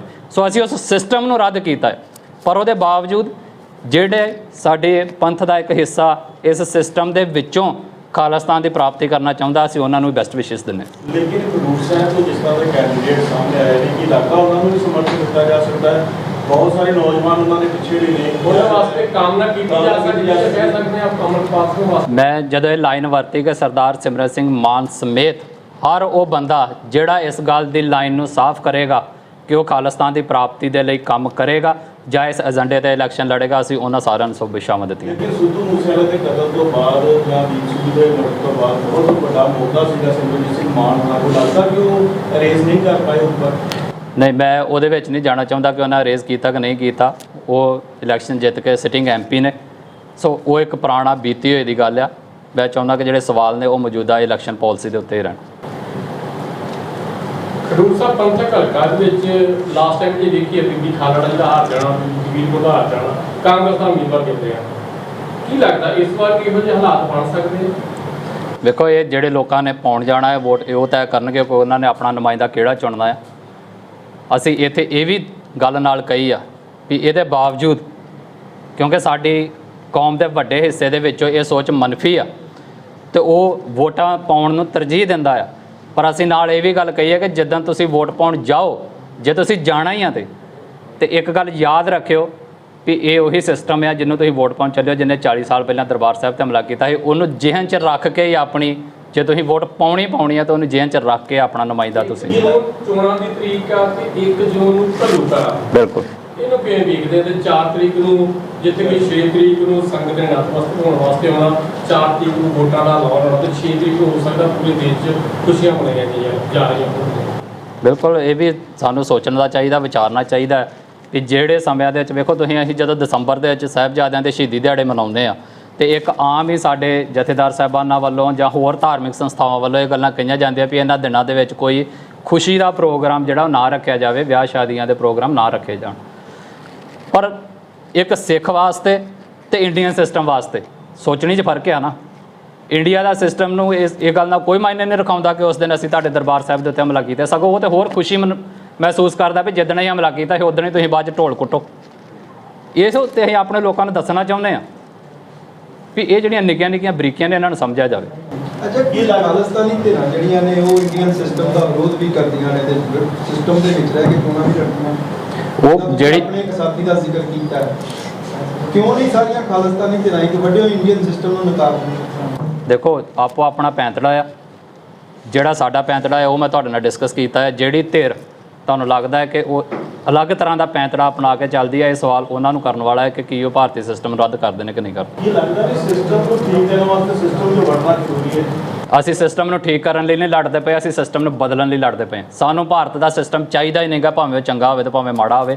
ਪਿਛਲੇ 70 ਸਾਲਾਂ ਦਾ ਤਜਰਬਾ ਸਾਡਾ ਇਹਨਾਂ ਦੇ ਨਾਲ ਬਹੁਤ ਮਾੜਾ ਰਿਹਾ, ਇਸ ਕਰਕੇ ਅਸੀਂ ਹੁਣ ਇਹਨੂੰ ਸੁਧਾਰਨ ਦਾ ਠੇਕਾ ਨਹੀਂ ਲਿਆ ਸਿੱਖ ਕੌਮ ਨੇ ਵੀ ਅਸੀਂ ਇਹਨਾਂ ਦੇ ਵਿੱਚ ਵੜ ਕੇ ਇਹਨਾਂ ਦਾ ਸਿਸਟਮ ਜਿਹੜਾ ਉਹਨੂੰ ਸਾਫ਼ ਕਰੀਏ। ਅਸੀਂ ਆਪਣਾ ਸਿਸਟਮ ਖੁਦ ਘੜਾਂਗੇ ਤੇ ਉਹਨੂੰ ਫਿਰ ਇੱਕ ਨਵੇਕਲਾ ਦੁਨੀਆ ਦੇ ਵਿੱਚ ਅਸੀਂ ਸਥਾਪਿਤ ਕਰਕੇ ਵਿਖਾਵਾਂਗੇ। ਅਮਰਪਾਲ ਸਿੰਘ ਹੋਰੀ ਚੋਣ ਲੜਨ ਦਾ ਐਲਾਨ ਕੀਤਾ, ਉਹ ਠੀਕ ਹੈ ਜਾਂ ਗਲਤ ਹੈ ਤੁਹਾਡੀ ਨਜ਼ਰ ਵਿੱਚ? ਇਹ ਉਹਨਾਂ ਦਾ ਆਪਣਾ ਫੈਸਲਾ ਹੈ, ਮੈਂ ਉਹਦੇ ਬਾਰੇ ਕੋਈ ਕਮੈਂਟ ਨਹੀਂ ਕਰਨਾ ਚਾਹੁੰਦਾ। ਪੈਂਤੜਾ ਹੈ ਆਪੋ ਆਪਣਾ, ਮੈਂ ਸ਼ਬਦ ਪੈਂਤੜਾ ਵਰਤਿਆ, ਇਹ ਉਹਨਾਂ ਦਾ ਆਪਣਾ ਪੈਂਤੜਾ ਹੈ। ਜੇ ਉਹ ਸਹੀ ਹੈ ਤਾਂ ਉਹ ਆਪਣੀ ਜਗ੍ਹਾ ਸਹੀ ਹੋਣਗੇ। ਉਹਦੀ ਇੱਕ ਵੀਡੀਓ ਵਾਇਰਲ ਹੁੰਦੀ ਹੈ ਜਿਸ 'ਚੋਂ ਕਹਿੰਦਾ ਕਿ ਜੇ ਅਸੀਂ ਆਪਣੀ ਆਵਾਜ਼ ਚੁੱਕਣ ਵਾਸਤੇ ਜੇ ਸਾਨੂੰ ਕੋਈ ਰਾਹ ਲੱਭਣਾ ਪਵੇ ਤੇ ਉਹ ਰਾਹ ਵੀ ਚਾਹੀਦਾ ਵਾ ਜਿਹੜਾ ਕਿ ਭਾਰਤੀ ਲੋਕਤੰਤਰ ਦੀ ਗੱਲ ਕਰਦੇ ਆ, ਸੰਸਦ ਜਾਣ ਦੀ ਗੱਲ ਕਰਦੇ ਆ। ਇਹਨੂੰ ਕਿਵੇਂ ਦੇਖਦੇ ਆ? ਮੈਂ ਤਾਂ ਇਹ ਗੱਲ ਆਪਣੇ ਡਾਕੂਮੈਂਟ ਦੇ ਵਿੱਚ ਸਾਫ਼ ਕਹੀ ਆ ਕਿ ਅੱਜ ਦੀ ਤਰੀਕ ਦੇ ਵਿੱਚ ਪਾਰਲੀਮੈਂਟ ਦੇ ਵਿੱਚ ਚੁੱਕੀ ਆਵਾਜ਼ ਤੇ ਸੜਕ ਤੇ ਚੁੱਕੀ ਆਵਾਜ਼ ਦਾ ਇੱਕੋ ਹੀ ਮੁੱਲ ਪਿਆ ਹੈ। ਬਹੁਤ ਸਾਰੇ ਪਲੇਟਫਾਰਮਾਂ ਦੇ ਦਲ ਖਾਲਸਾ ਜਿਹੜਾ ਵਾ ਉਹ ਅਕਾਲੀ ਦਲ ਮਾਨ ਦੇ ਨਾਲ ਰਿਹਾ ਵਾ, ਹੁਣ ਮਾਨ ਦਲ ਚੋਣਾਂ ਲੜ ਰਿਹਾ, ਉਹਦੀ ਸਪੋਰਟ ਨਹੀਂ ਕਰੇਗਾ? ਕੱਲ ਸਪੋਰਟ ਦੀ ਨਹੀਂ, ਗੱਲ ਪੈਂਤੜੇ ਦੀ ਹੈ ਜਿਹੜੀ ਮੈਂ ਗੱਲ ਕੀਤੀ। ਬਹੁਤ ਸਾਰੇ ਥਾਵਾਂ ਦੇ ਉੱਤੇ ਜੇ ਸਾਡੇ ਵਿੱਚ ਸਾਰੀ ਸੁਰ ਇੱਕ ਹੀ ਹੁੰਦੀ ਤਾਂ ਸ਼ਾਇਦ ਨਾਮ ਤੇ ਪਲੇਟਫਾਰਮ ਵੀ ਇੱਕ ਹੀ ਹੁੰਦਾ। ਸੋ ਇੱਥੇ ਇੱਕ ਬੇਸਿਕ ਜਿਹਾ ਡਿਫਰੈਂਸ ਹੈ ਸਾਡੇ ਲੜਨ ਦੇ ਵਿੱਚ। ਵਿਚਾਰਧਾਰਾ ਇਕੱਠੀ ਹੁੰਦੀ ਹੈ ਤੁਹਾਡੀ ਤੇ ਸਰਦਾਰ ਮੁਸਲਮਾਨ ਦੀ, ਵੋਟਾਂ ਵੇਲੇ ਵੱਖਰੇ ਨਹੀਂ ਕਿਉਂ ਹੋ ਜਾਂਦੇ? ਇੰਡੀਆ ਦੇ ਵਿੱਚ 100 ਪਾਰਟੀਆਂ ਨੇ, ਸਾਰੀਆਂ ਹਿੰਦੁਸਤਾਨ ਜਿੰਦਾਬਾਦ ਕਹਿਣ ਲੱਗੀਆਂ ਸੇਮ ਨੇ, ਪੈਂਤੜੇਬਾਜ਼ੀ ਦੇ ਵਿੱਚ ਲੜਨ ਲੱਗੀਆਂ ਅਲੱਗ-ਅਲੱਗ ਹੋ ਜਾਂਦੇ ਨੇ। ਖਾਲਿਸਤਾਨ ਕਹਿਣ ਲੱਗਿਆ ਅਸੀਂ ਸਾਰੇ ਇਕੱਠੇ ਹਾਂ, ਖਾਲਿਸਤਾਨ ਲੈਣ ਦੀ ਪੈਂਤੜੇਬਾਜ਼ੀ ਜੇ ਅਲੱਗ ਵੀ ਹੈ ਤਾਂ ਕੋਈ ਵੱਡੀ ਗੱਲ ਨਹੀਂ। ਮੰਜ਼ਿਲ ਇੱਕ ਦਾ ਰਸਤੇ ਵੱਖੋ ਵੱਖਰੇ ਕੀ ਲੱਗਦਾ? ਬਿਲਕੁਲ, ਅੰਮ੍ਰਿਤਸਰ ਨੂੰ ਆਉਂਦੇ ਨੇ 100 ਤਰ੍ਹਾਂ ਦੇ ਰਸਤੇ ਆਉਂਦੇ ਨੇ, ਆਉਂਦੇ ਸਾਰੇ ਅੰਮ੍ਰਿਤਸਰੀ ਨੇ। ਤੁਸੀਂ ਇਹ ਕਹੋ ਵੀ ਇਹ ਰਸਤੇ ਤੇ ਆਉਣਾ ਉੱਤੇ ਨਹੀਂ ਆਉਣਾ, ਇਹ ਵੀ ਕੋਈ ਗੱਲ ਨਹੀਂ। ਆਪੋ ਆਪਣਾ ਰਸਤਾ ਚੁਣਿਆ, ਕੋਈ ਸ਼ਾਰਟ ਹੈ ਕੋਈ ਲੌਂਗ ਹੈ। 1999 ਤੋਂ ਅਸੀਂ ਸਿਸਟਮ ਨੂੰ ਵੇਖਦੇ ਪਏ ਆ ਵੀ ਉਹ ਬਾਰ-ਬਾਰ ਚੋਣ ਲੜਦੇ ਨੇ ਤੇ ਕੋਈ ਨਾ ਕੋਈ ਬਹਾਨਾ ਲੱਭਦੇ ਨੇ ਪਾਰਲੀਮੈਂਟ ਤੋਂ ਭੱਜਣ ਦਾ। ਜੇ ਪਾਰਲੀਮੈਂਟ ਜਾਂਦੇ ਨੇ ਤਾਂ ਉੱਥੇ ਗੁੰਗੇ ਧਮਾਨ ਸਾਬਤ ਹੁੰਦੇ ਨੇ। ਉਹਨੂੰ ਸਮਝਾਉਂਦੇ ਕਿਉਂ ਨਹੀਂ ਕਿ ਤੁਸੀਂ 2 ਕਰੋੜ ਕੌਮ ਨੂੰ ਸਮਝਾਉਣ ਤੋਂ ਪਹਿਲਾਂ ਆਪਣੇ ਸਾਥੀਆਂ ਨੂੰ ਸਮਝਾ ਲਓ ਵੀ ਭਾਈ ਆਪਾਂ ਪੈਂਤੜਾ ਤੇ ਕਰੀਏ ਸਰ? ਨਹੀਂ, ਇਹ ਕੋਈ ਮੈਂ ਸਮਝਦਾ ਕਿ ਇਸ ਤਰੀਕੇ ਦੀ ਗੱਲ ਨਹੀਂ ਗੀ। ਮੈਂ ਇਹ ਗੱਲ ਕਹੀ ਵੀ ਉੱਥੇ ਜਾ ਕੇ ਵੀ ਆਵਾਜ਼ ਚੁੱਕੀ ਗਈ ਹੈ। ਜੇ ਤੁਸੀਂ ਪੂਰਾ ਡਾਕੂਮੈਂਟ ਚੰਗੀ ਤਰ੍ਹਾਂ ਸਾਰਾ ਸੁਣਿਆ ਹੋਵੇ ਤਾਂ ਉਹਦੇ 'ਚ ਇਹ ਕਿਹਾ ਵੀ ਅਕਾਲੀ ਨੁਮਾਇੰਦਿਆਂ ਵੱਲੋਂ ਤੇ ਸਿੱਖ ਨੁਮਾਇੰਦਿਆਂ ਵੱਲੋਂ ਪਾਰਲੀਮੈਂਟ ਦੇ ਵਿੱਚ ਵੀ ਆਵਾਜ਼ ਚੁੱਕੀ ਜ਼ਰੂਰ ਜਾਂਦੀ ਆ। ਇਹ ਨਹੀਂ ਆ ਵੀ ਉੱਥੇ ਜਾਂਦੇ ਨੇ ਤੇ ਚੁੱਪ ਕਰਕੇ ਬਹਿ ਜਾਂਦੇ ਨੇ। ਕੁਝ ਚੋਣਵੇਂ ਨੁਮਾਇੰਦੇ ਚੁੱਕਦੇ ਵੀ ਨੇ ਔਰ ਸਰਦਾਰ ਸਿਮਰਨ ਸਿੰਘ ਮਾਨ ਉਹਨਾਂ 'ਚੋਂ ਇੱਕ ਨੇ, ਪਰ ਉਹਦਾ ਮੁੱਲ ਕਿੰਨਾ ਪੈਂਦਾ ਆ ਇਹ ਅਸੀਂ ਸਾਰਿਆਂ ਨੇ ਤੈਅ ਕਰਨਾ। ਦਲ ਖਾਲਸਾ ਦਫ਼ਤਰ ਵਿੱਚ ਪਹੁੰਚੇ ਸਾਰੇ ਪੱਤਰਕਾਰਾਂ ਨੂੰ ਜੀ ਆਇਆਂ ਆਖਦੇ ਫਤਿਹ ਅਰਜ਼ ਕਰਦਾ ਜੀ। ਵਾਹਿਗੁਰੂ ਜੀ ਕਾ ਖਾਲਸਾ, ਵਾਹਿਗੁਰੂ ਜੀ ਕੀ ਫਤਿਹ। ਦਲ ਖਾਲਸਾ ਵੱਲੋਂ ਸੱਦੀ ਗਈ ਇਸ ਪ੍ਰੈਸ ਕਾਨਫਰੰਸ ਦਾ ਮੇਨ ਟੌਪਿਕ, ਮੇਨ ਮਕਸਦ ਜਿਹੜਾ ਆ ਉਹ ਮੌਜੂਦਾ ਸਮੇਂ ਦੇ ਵਿੱਚ ਭਾਰਤੀ ਪਾਰਲੀਮੈਂਟ ਦੀਆਂ ਜਿਹੜੀਆਂ ਚੋਣਾਂ ਹੋ ਰਹੀਆਂ ਨੇ ਪੂਰੇ ਇੰਡੀਆ ਦੇ ਵਿੱਚ, ਉਸ ਦੇ ਸਬੰਧ ਦੇ ਵਿੱਚ ਦਲ ਖਾਲਸਾ ਦੀ ਚੋਣਾਂ ਪ੍ਰਤੀ ਸਟੈਂਡ ਤੇ ਦਲ ਖਾਲਸਾ ਦੀ ਨੀਤੀ ਉਹ ਤੁਹਾਡੇ ਸਾਰਿਆਂ ਦੇ ਨਾਲ ਸਾਂਝਾ ਕਰਨ ਦੇ ਲਈ ਅੱਜ ਅਸੀਂ ਇੱਥੇ ਦਲ ਖਾਲਸਾ ਆਫਿਸ ਦੇ ਵਿੱਚ ਇਕੱਤਰ ਹੋਏ ਹਾਂ। ਦਲ ਖਾਲਸਾ ਵੱਲੋਂ ਚੋਣ ਨੀਤੀ ਦੇ ਰੂਪ ਦੇ ਵਿੱਚ ਤਿਆਰ ਕੀਤਾ ਗਿਆ ਡਾਕੂਮੈਂਟ ਮੈਂ ਹੂਬਹੂ ਸ਼ਬਦ ਬਾਏ ਸ਼ਬਦ, ਲਾਈਨ ਬਾਏ ਲਾਈਨ ਤੁਹਾਡੇ ਨਾਲ ਜਿਹੜਾ ਆ ਉਹ ਪੜ੍ਹ ਕੇ ਸਾਂਝਾ ਕਰਾਂਗਾ। ਉਸ ਡਾਕੂਮੈਂਟ ਦੇ ਵਿੱਚੋਂ ਹੀ ਬਾਅਦ ਵਿੱਚ ਜੋ ਵੀ ਤੁਹਾਡੇ ਸਵਾਲ ਹੋਣਗੇ, ਜੋ ਵੀ ਤੁਹਾਡੀਆਂ ਇਨਕੁਆਇਰੀਜ਼ ਹੋਣਗੀਆਂ, ਉਹਨਾਂ ਨੂੰ ਵੀ ਅਸੀਂ ਜਵਾਬਦੇ ਹਾਂ, ਉਹਨਾਂ ਨੂੰ ਵੀ ਅਸੀਂ ਬਾਅਦ ਵਿੱਚ ਡਿਸਕਸ ਕਰਾਂਗੇ ਸਾਰੇ ਦਾ ਸਾਰਾ। ਸੋ ਜਿਹੜਾ ਇੱਕ ਡਾਕੂਮੈਂਟ ਤਿਆਰ ਕੀਤਾ ਗਿਆ ਆ, ਇੱਕ ਇਲੈਕਸ਼ਨ ਪਾਲਿਸੀ ਜਿਹੜੀ ਆ ਸਾਡੀ, ਉਹ ਦਲ ਖਾਲਸਾ ਦੀ ਮੈਂ ਤੁਹਾਡੇ ਨਾਲ ਜਿਹੜੀ ਆ ਉਹ ਪੜ੍ਹਨ ਲੱਗਾ ਆ, ਤੁਹਾਡੇ ਸਾਹਮਣੇ ਰੱਖਦਾ ਆ। ਵਾਹਿਗੁਰੂ ਜੀ ਕਾ ਖਾਲਸਾ, ਵਾਹਿਗੁਰੂ ਜੀ ਕੀ ਫਤਿਹ। ਅੱਜ 29 ਅਪ੍ਰੈਲ ਹੈ। ਅੱਜ ਖਾਲਿਸਤਾਨ ਐਲਾਨਨਾਮੇ ਦੀ 38ਵੀਂ ਵਰ੍ਹੇਗੰਢ ਹੈ। ਦਲ ਖਾਲਸਾ ਜਮਹੂਰੀ ਅਤੇ ਰਾਜਸੀ ਢੰਗ ਤਰੀਕਿਆਂ ਨਾਲ ਖਾਲਿਸਤਾਨ ਦੇ ਟੀਚੇ ਦੀ ਪ੍ਰਾਪਤੀ ਲਈ ਆਪਣੀ ਵਚਨਬੱਧਤਾ ਦੁਹਰਾਉਂਦਿਆਂ ਪੰਜਾਬ ਦੇ ਸਾਰੇ ਧਰਮਾਂ ਅਤੇ ਵਰਗਾਂ ਦੇ ਲੋਕਾਂ ਨੂੰ ਨਾਲ ਲੈ ਕੇ ਚੱਲਣ ਲਈ ਪ੍ਰਤੀਬੱਧ ਹੈ। ਅਸੀਂ ਸਪਸ਼ਟ ਤੌਰ ਉੱਤੇ ਐਲਾਨ ਕਰਦੇ ਹਾਂ ਕਿ ਖਾਲਿਸਤਾਨ ਸਮੂਹ ਪੰਜਾਬੀਆਂ ਦਾ ਅਤੇ ਸਾਰੇ ਪੰਜਾਬੀਆਂ ਲਈ ਹੋਵੇਗਾ। ਇਸ ਦਾ ਸਿਧਾਂਤ ਗੁਰਬਾਣੀ ਅਨੁਸਾਰ ਨਾ ਕੋ ਬੈਰੀ ਨਹੀਂ ਬੇਗਾਨਾ ਸਗਲ ਸੰਗ ਹਮਕੋ ਬਨ ਆਈ ਉੱਤੇ ਆਧਾਰਿਤ ਹੋਵੇਗਾ। ਸਿੱਖ ਕੌਮ ਕਿਸੇ ਵੀ ਉਥਲ ਪੁਥਲ ਅਤੇ ਅਜਾਈਂ ਲਹੂ ਡੋਲਣ ਦੇ ਹੱਕ ਵਿੱਚ ਨਹੀਂ ਹੈ। ਦਲ ਖਾਲਸਾ ਪੰਜਾਬ ਅਤੇ ਦਿੱਲੀ ਦਰਮਿਆਨ ਟਕਰਾਅ ਨੂੰ ਗੱਲਬਾਤ ਰਾਹੀਂ ਸੁਲਝਾਉਣ ਅਤੇ ਦਿੱਲੀ ਦੇ ਹੁਕਮਰਾਨਾਂ ਨੂੰ ਦਮਨਕਾਰੀ ਪਹੁੰਚ ਅਤੇ ਫਾਸੀਵਾਦੀ ਨੀਤੀਆਂ ਨੂੰ ਤਿਆਗਣ ਦਾ ਸੱਦਾ ਦਿੰਦਾ ਹੈ। ਭਾਰਤੀ ਨਿਜ਼ਾਮ ਹੇਠ ਚੋਣਾਂ ਪ੍ਰਤੀ ਦਲ ਖਾਲਸਾ ਦਾ ਸਟੈਂਡ ਅਤੇ ਨੀਤੀ ਇਸ ਪ੍ਰਕਾਰ ਹੈ।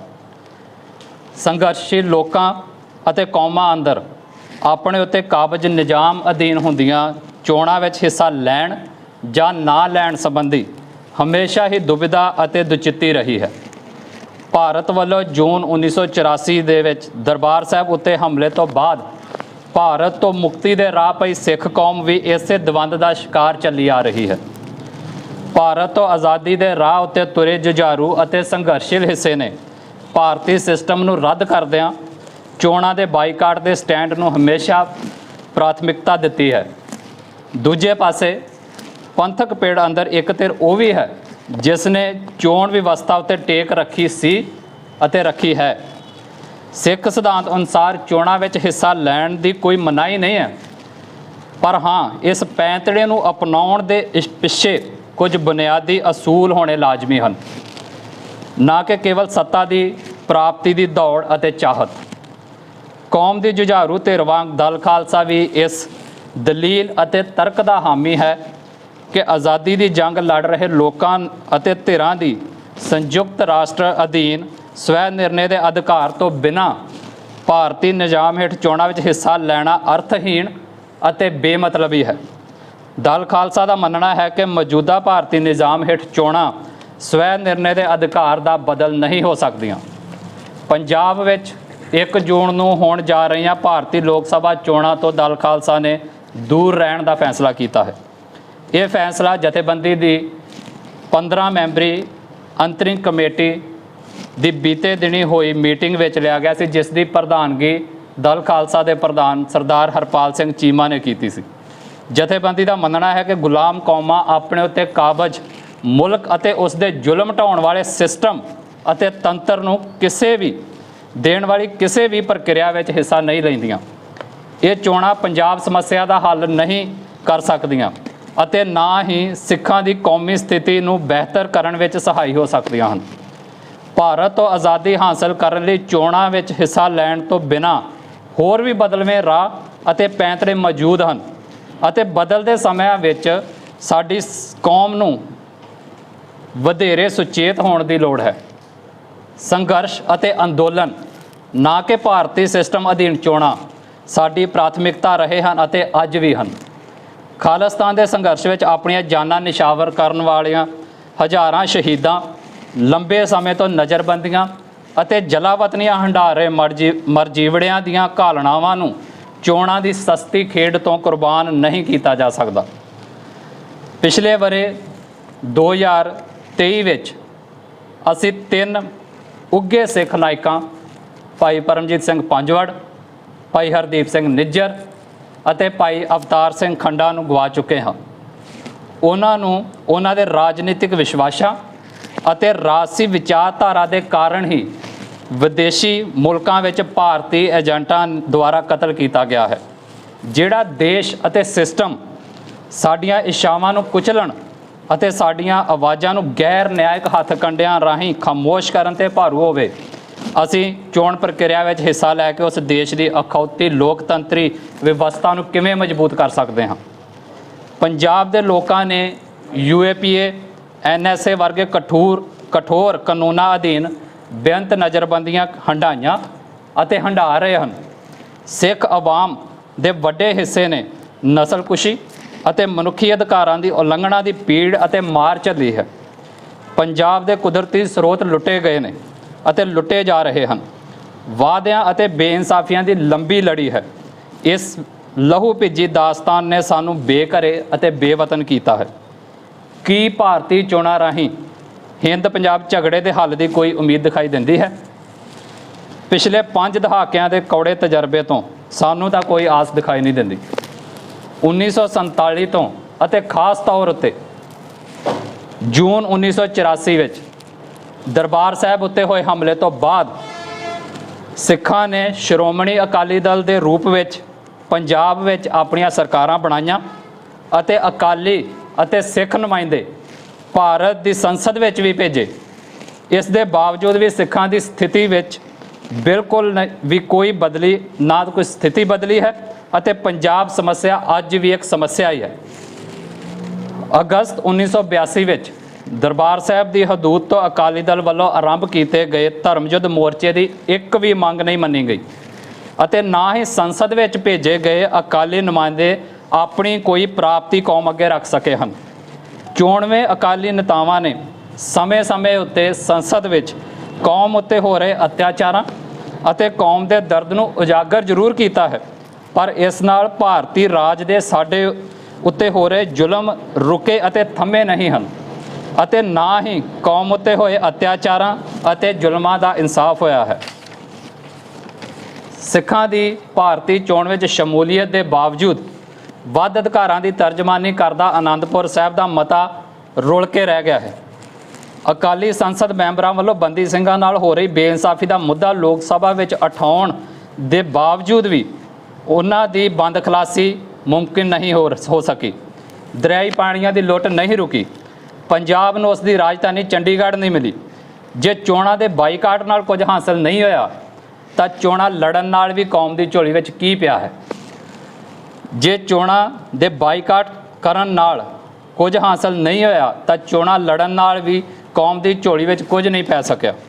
ਅਫਸੋਸ ਹੈ ਕਿ ਇਨਸਾਫ ਅਤੇ ਹੱਕਾਂ ਲਈ ਸਮੇਂ-ਸਮੇਂ ਸਿੱਖ ਨੁਮਾਇੰਦਿਆਂ ਵੱਲੋਂ ਸੰਸਦ ਵਿੱਚ ਉਠਾਈ ਗਈ ਆਵਾਜ਼ ਅਤੇ ਸੜਕਾਂ ਉੱਤੇ ਉਤਰ ਕੇ ਬੁਲੰਦ ਕੀਤੀ ਗਈ ਆਵਾਜ਼ ਦਾ ਇੱਕੋ ਤਰ੍ਹਾਂ ਦਾ ਹੀ ਮੁੱਲ ਪਿਆ ਹੈ।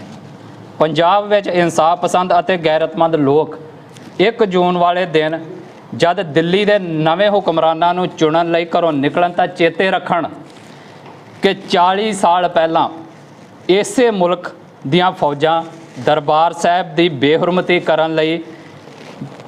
ਕਰਨ ਦੀ ਬਦਨੀਤੀ ਨਾਲ ਚੜ੍ਹ ਕੇ ਆਈਆਂ ਸਨ। ਜਿਸ ਸਿਸਟਮ ਵਿੱਚ ਸਾਡੀ ਕੌਮ ਦੇ ਲੋਕ ਕੈਦ ਹੋ ਚੁੱਕੇ ਹਨ, ਇਹ ਉਹੀ ਸਿਸਟਮ ਹੈ ਜੋ ਪੰਜਾਬ ਦੀ ਅਣਖ ਅਤੇ ਗੈਰਤ ਲਈ ਮੈਦਾਨ ਵਿੱਚ ਨਿਤਰੇ ਜਥੇਦਾਰ ਗੁਰਦੇਵ ਸਿੰਘ ਕੌਂਕੇ, ਭਾਈ ਜਸਵੰਤ ਸਿੰਘ ਖਾਲੜਾ ਸਮੇਤ ਹਜ਼ਾਰਾਂ ਸਿੱਖਾਂ ਨੂੰ ਕੋਹ ਕੇ ਸ਼ਹੀਦ ਕਰਦਾ ਆ ਰਿਹਾ ਹੈ। ਇਹ ਉਹੀ ਸਿਸਟਮ ਹੈ ਜਿਸ ਦਾ ਤੰਤਰ ਅੱਜ ਇੰਨੀ ਦੂਰ ਤੱਕ ਫੈਲ ਗਿਆ ਹੈ ਕਿ ਇਹ ਵਿਦੇਸ਼ਾਂ ਦੀ ਧਰਤੀ ਉੱਤੇ ਜਾ ਕੇ ਵੀ ਸਾਡੇ ਸਿੱਖ ਭਰਾਵਾਂ ਨੂੰ ਜਿਸਮਾਨੀ ਤੌਰ ਉੱਤੇ ਖਤਮ ਕਰ ਰਿਹਾ ਹੈ। ਜਿਹੜਾ ਸਿਸਟਮ ਸਾਡੇ ਭਰਾਵਾਂ ਦੇ ਖੂਨ ਦਾ ਪਿਆਸਾ ਹੋਵੇ ਉਸ ਮੁਲਕ ਦੇ ਸਿਸਟਮ ਦਾ ਹਿੱਸਾ ਬਣ ਕੇ ਉਸ ਨੂੰ ਹੋਰ ਜ਼ਿਆਦਾ ਤਾਕਤ ਦੇਣਾ ਦਲ ਖਾਲਸਾ ਨੂੰ ਕਦੇ ਵੀ ਗਵਾਰਾ ਨਹੀਂ। ਇਸ ਲਈ ਅਸੀਂ ਇਸ ਗੱਲ ਦਾ ਫੈਸਲਾ ਕੀਤਾ ਹੈ ਕਿ ਅਸੀਂ ਭਾਰਤੀ ਸਿਸਟਮ ਨੂੰ ਰੱਦ ਕਰਦੇ ਹੋਏ ਮੌਜੂਦਾ ਨਿਜ਼ਾਮ ਹੇਠ ਹੋ ਰਹੀਆਂ ਚੋਣਾਂ ਤੋਂ ਦੂਰ ਰਹਾਂਗੇ। ਅਸੀਂ ਇਸ ਗੱਲ ਤੋਂ ਅਣਜਾਣ ਨਹੀਂ ਹਾਂ ਕਿ ਜੇਕਰ ਬੀਤੇ ਵਰ੍ਹਿਆਂ ਵਿੱਚ ਸਿੱਖਾਂ ਅਤੇ ਅਕਾਲੀ ਆਗੂਆਂ ਵੱਲੋਂ ਚੋਣਾਂ ਵਿੱਚ ਵੱਧ ਚੜ੍ਹ ਕੇ ਹਿੱਸਾ ਲੈਣ ਦੇ ਬਾਵਜੂਦ ਪੰਜਾਬ ਅਤੇ ਪੰਥ ਦਾ ਕੋਈ ਮਸਲਾ ਹੱਲ ਨਹੀਂ ਹੋਇਆ ਤਾਂ ਇਹ ਮਸਲੇ ਚੋਣਾਂ ਦੇ ਬਾਈਕਾਟ ਕਰਨ ਨਾਲ ਹੱਲ ਹੋ ਜਾਣਗੇ। ਹਾਂ, ਇਸ ਗੱਲ ਦੀ ਤਸੱਲੀ ਜ਼ਰੂਰ ਰਹੇਗੀ ਕਿ ਭਾਰਤੀ ਸਿਸਟਮ ਦਾ ਬਾਈਕਾਟ ਕਰਕੇ ਅਸੀਂ ਘੱਟੋ ਘੱਟ ਆਪਣੇ ਸਿਧਾਂਤ ਖਾਲਸਾ, ਬਾਗੀ ਜਾਂ ਬਾਦਸ਼ਾਹ ਦੇ ਉੱਤੇ ਪਹਿਰਾ ਜ਼ਰੂਰ ਦੇ ਰਹੇ ਹਾਂ। ਸਾਡਾ ਇਹ ਸਿਧਾਂਤਕ ਫੈਸਲਾ ਭਾਰਤੀ ਸਿਸਟਮ ਤੋਂ ਦੂਰੀ ਬਣਾ ਕੇ ਆਪਣਾ ਬਾਗੀਪੁਣਾ ਦੁਨੀਆ ਵਿੱਚ ਦਰਜ ਕਰਵਾਉਣ ਅਤੇ ਬਾਦਸ਼ਾਹਤ ਹਾਸਲ ਕਰਨ ਤੱਕ ਸੰਘਰਸ਼ ਜਾਰੀ ਰੱਖਣ ਦਾ ਸੰਦੇਸ਼ ਜ਼ਰੂਰ ਦੇਵੇਗਾ। ਸਾਡਾ ਮੰਨਣਾ ਹੈ ਕਿ ਅੱਜ ਦੇ ਸਮੇਂ ਵਿੱਚ ਹਿੰਦ ਪੰਜਾਬ ਵਿਵਾਦ ਦਾ ਹੱਲ ਸੰਯੁਕਤ ਰਾਸ਼ਟਰ ਅਧੀਨ ਰਾਇਸ਼ੁਮਾਰੀ ਵਿੱਚ ਹੈ, ਨਾ ਕਿ ਭਾਰਤੀ ਵਿਵਸਥਾ ਅਧੀਨ ਚੋਣਾਂ ਵਿੱਚ। ਦਲ ਖਾਲਸਾ ਨਾ ਤਾਂ ਜਮਹੂਰੀਅਤ ਦੇ ਵਿਰੁੱਧ ਹੈ ਅਤੇ ਨਾ ਹੀ ਲੋਕਤੰਤਰੀ ਪ੍ਰਣਾਲੀ ਦੇ। ਦਲ ਖਾਲਸਾ ਕੈਨੇਡਾ ਵਿੱਚ ਕਿਊਬੈਕ ਅਤੇ ਯੂਕੇ ਵਿੱਚ ਸਕਾਟਲੈਂਡ ਵਰਗੀ ਇੱਕ ਵਿਵਸਥਾ ਦੀ ਮੰਗ ਕਰਦਾ ਹੈ ਜਿਸ ਵਿੱਚ ਸਵੈ ਨਿਰਣੇ ਦਾ ਅਧਿਕਾਰ ਅਤੇ ਇੱਕ ਚੋਣ ਏਜੰਡੇ ਦੇ ਤੌਰ ਉੱਤੇ ਸ਼ਾਮਿਲ ਕੀਤਾ ਜਾ ਸਕਦਾ ਹੈ। ਵੱਖ-ਵੱਖ ਹੋਣ ਦੇ ਅਧਿਕਾਰਾਂ ਨੂੰ ਦਲ ਖਾਲਸਾ ਕੈਨੇਡਾ ਵਿੱਚ ਕਿਊਬੈਕ ਅਤੇ ਯੂਕੇ ਵਿੱਚ ਸਕਾਟਲੈਂਡ ਵਰਗੀ ਇੱਕ ਵਿਵਸਥਾ ਦੀ ਮੰਗ ਕਰਦਾ ਹੈ ਜਿਸ ਵਿੱਚ ਸਵੈ ਨਿਰਣੇ ਦੇ ਅਧਿਕਾਰ ਨੂੰ ਇੱਕ ਚੋਣ ਏਜੰਡੇ ਦੇ ਤੌਰ ਤੇ ਸ਼ਾਮਲ ਕੀਤਾ ਜਾਵੇ ਅਤੇ ਵੱਖ ਹੋਣ ਦੇ ਅਧਿਕਾਰ ਨੂੰ ਮਾਨਤਾ ਮਿਲੇ। ਦਲ ਖਾਲਸਾ ਦਾ ਟੀਚਾ ਅਤੇ ਮਕਸਦ ਪੰਜਾਬ ਨੂੰ ਪ੍ਰਭੂ ਸੱਤਾ ਸੰਪੰਨ ਮੁਲਕ ਬਣਾਉਣਾ ਹੈ। ਇੱਕ ਸੱਚ ਇਹ ਵੀ ਹੈ ਕਿ ਸਰਦਾਰ ਸਿਮਰਨਜੀਤ ਸਿੰਘ ਮਾਨ ਸਮੇਤ ਖਾਲਿਸਤਾਨ ਸੰਘਰਸ਼ ਦੇ ਸਾਡੇ ਬਹੁਤ ਸਾਰੇ ਹਮਸਫਰ ਸਾਥੀ ਅੱਜ ਵੀ ਇਸ ਸਿਸਟਮ ਰਾਹੀਂ ਆਪਣੀ ਕੌਮੀ ਮਕਸਦ ਦੀ ਪੂਰਤੀ ਕਰਨਾ ਚਾਹੁੰਦੇ ਹਨ। ਦਲ ਖਾਲਸਾ ਉਹਨਾਂ ਸਾਰਿਆਂ ਨੂੰ ਸ਼ੁਭ ਇਛਾਵਾਂ ਦਿੰਦਾ ਹੋਇਆ ਉਹਨਾਂ ਦੀ ਜਿੱਤ ਦੀ ਅਰਦਾਸ ਕਰਦਾ ਹੈ। ਖਾਲਿਸਤਾਨ ਜ਼ਿੰਦਾਬਾਦ। ਵਾਹਿਗੁਰੂ ਜੀ ਕਾ ਖਾਲਸਾ, ਵਾਹਿਗੁਰੂ ਜੀ ਕੀ ਫਤਿਹ। ਸੋ ਜਿਹੜੀ ਆ ਮੈਂ ਤੁਹਾਡੇ ਸਾਹਮਣੇ ਪੂਰਾ ਡਾਕੂਮੈਂਟ ਪੜ੍ਹਿਆ ਹੈ, ਜਿਹਦੇ ਰਾਹੀਂ ਅਸੀਂ ਇਸ ਗੱਲ ਦਾ ਐਲਾਨ ਕੀਤਾ ਆ ਕਿ ਅਸੀਂ ਇਸ ਸਿਸਟਮ ਦਾ ਹਿੱਸਾ ਜਿਹੜਾ ਉਹ ਨਹੀਂ ਬਣਾਂਗੇ। ਸੋ ਆਪਣੇ ਆਪ ਨੂੰ ਅਸੀਂ ਚੋਣਾਂ ਤੋਂ ਦੂਰ ਰਹਿਣ ਦਾ ਫੈਸਲਾ ਕੀਤਾ ਆ। ਸੋ ਇਹਦੇ ਬਾਰੇ ਦੇ ਵਿੱਚ ਜੇ ਤੁਹਾਡਾ ਕੋਈ ਸਵਾਲ ਹੋਵੇ ਤਾਂ ਮੈਂ ਉਹ ਲੈਣ ਲਈ ਤਿਆਰ ਹਾਂ। ਇੱਕ ਪਾਸੇ ਚੋਣਾਂ ਦਾ ਬਾਈਕਾਟ ਤੇ ਇੱਕ ਪਾਸੇ ਤੁਸੀਂ ਸਿਮਰਜੀਤ ਸਿੰਘ ਮਾਨ ਵਾਸਤੇ ਕਹਿ ਰਹੇ ਹੋ ਕਿ ਕਾਮਨਾ ਕਰਦੇ ਹੋ ਕਿ ਜਿੱਤ ਹਾਸਲ ਕਰਨ। ਇਹ ਅੰਦਾਜ਼ਾ ਨਹੀਂ ਲਗਾ ਸਕਦੇ ਕੌਮ ਕਿ ਇੱਕ ਕਿੱਧਰ ਨੂੰ ਇਸ਼ਾਰਾ ਜਾਂਦਾ ਹੈ। ਕੀ ਕਹਿ ਰਹੇ ਹੋ ਕਿ ਸਿੱਧੇ ਰੂਪ 'ਚ ਵੋਟਾਂ ਪਾਈਆਂ ਜਾਣ ਸਿਮਰਜੀਤ ਸਿੰਘ ਮਾਨ ਨੂੰ? ਮੈਂ ਇਹ ਗੱਲ ਦਾ ਐਲਾਨ ਕੀਤਾ ਹੈ ਪੂਰੇ ਡਾਕੂਮੈਂਟ ਨੂੰ ਜੇ ਤੁਸੀਂ ਧਿਆਨ ਦੇ ਨਾਲ ਸੁਣਿਆ ਹੋਵੇ ਕਿ ਅਸੀਂ ਇੱਕ ਸਿਸਟਮ ਨੂੰ ਰੱਦ ਕੀਤਾ ਹੈ, ਪਰ ਉਹਦੇ ਨਾਲ ਦੀ ਨਾਲ ਅਸੀਂ ਇਸ ਗੱਲ ਦੀ ਵੀ ਤਸਲੀਮ ਕੀਤੀ ਆ, ਮੰਨੇ ਆ ਕਿ ਸਾਡੀ ਕੌਮ ਦਾ ਇੱਕ ਹਿੱਸਾ ਖਾਲਿਸਤਾਨ ਦੀ ਪ੍ਰਾਪਤੀ ਭਾਰਤੀ ਸਿਸਟਮ ਅਧੀਨ ਹੁੰਦੀਆਂ ਚੋਣਾਂ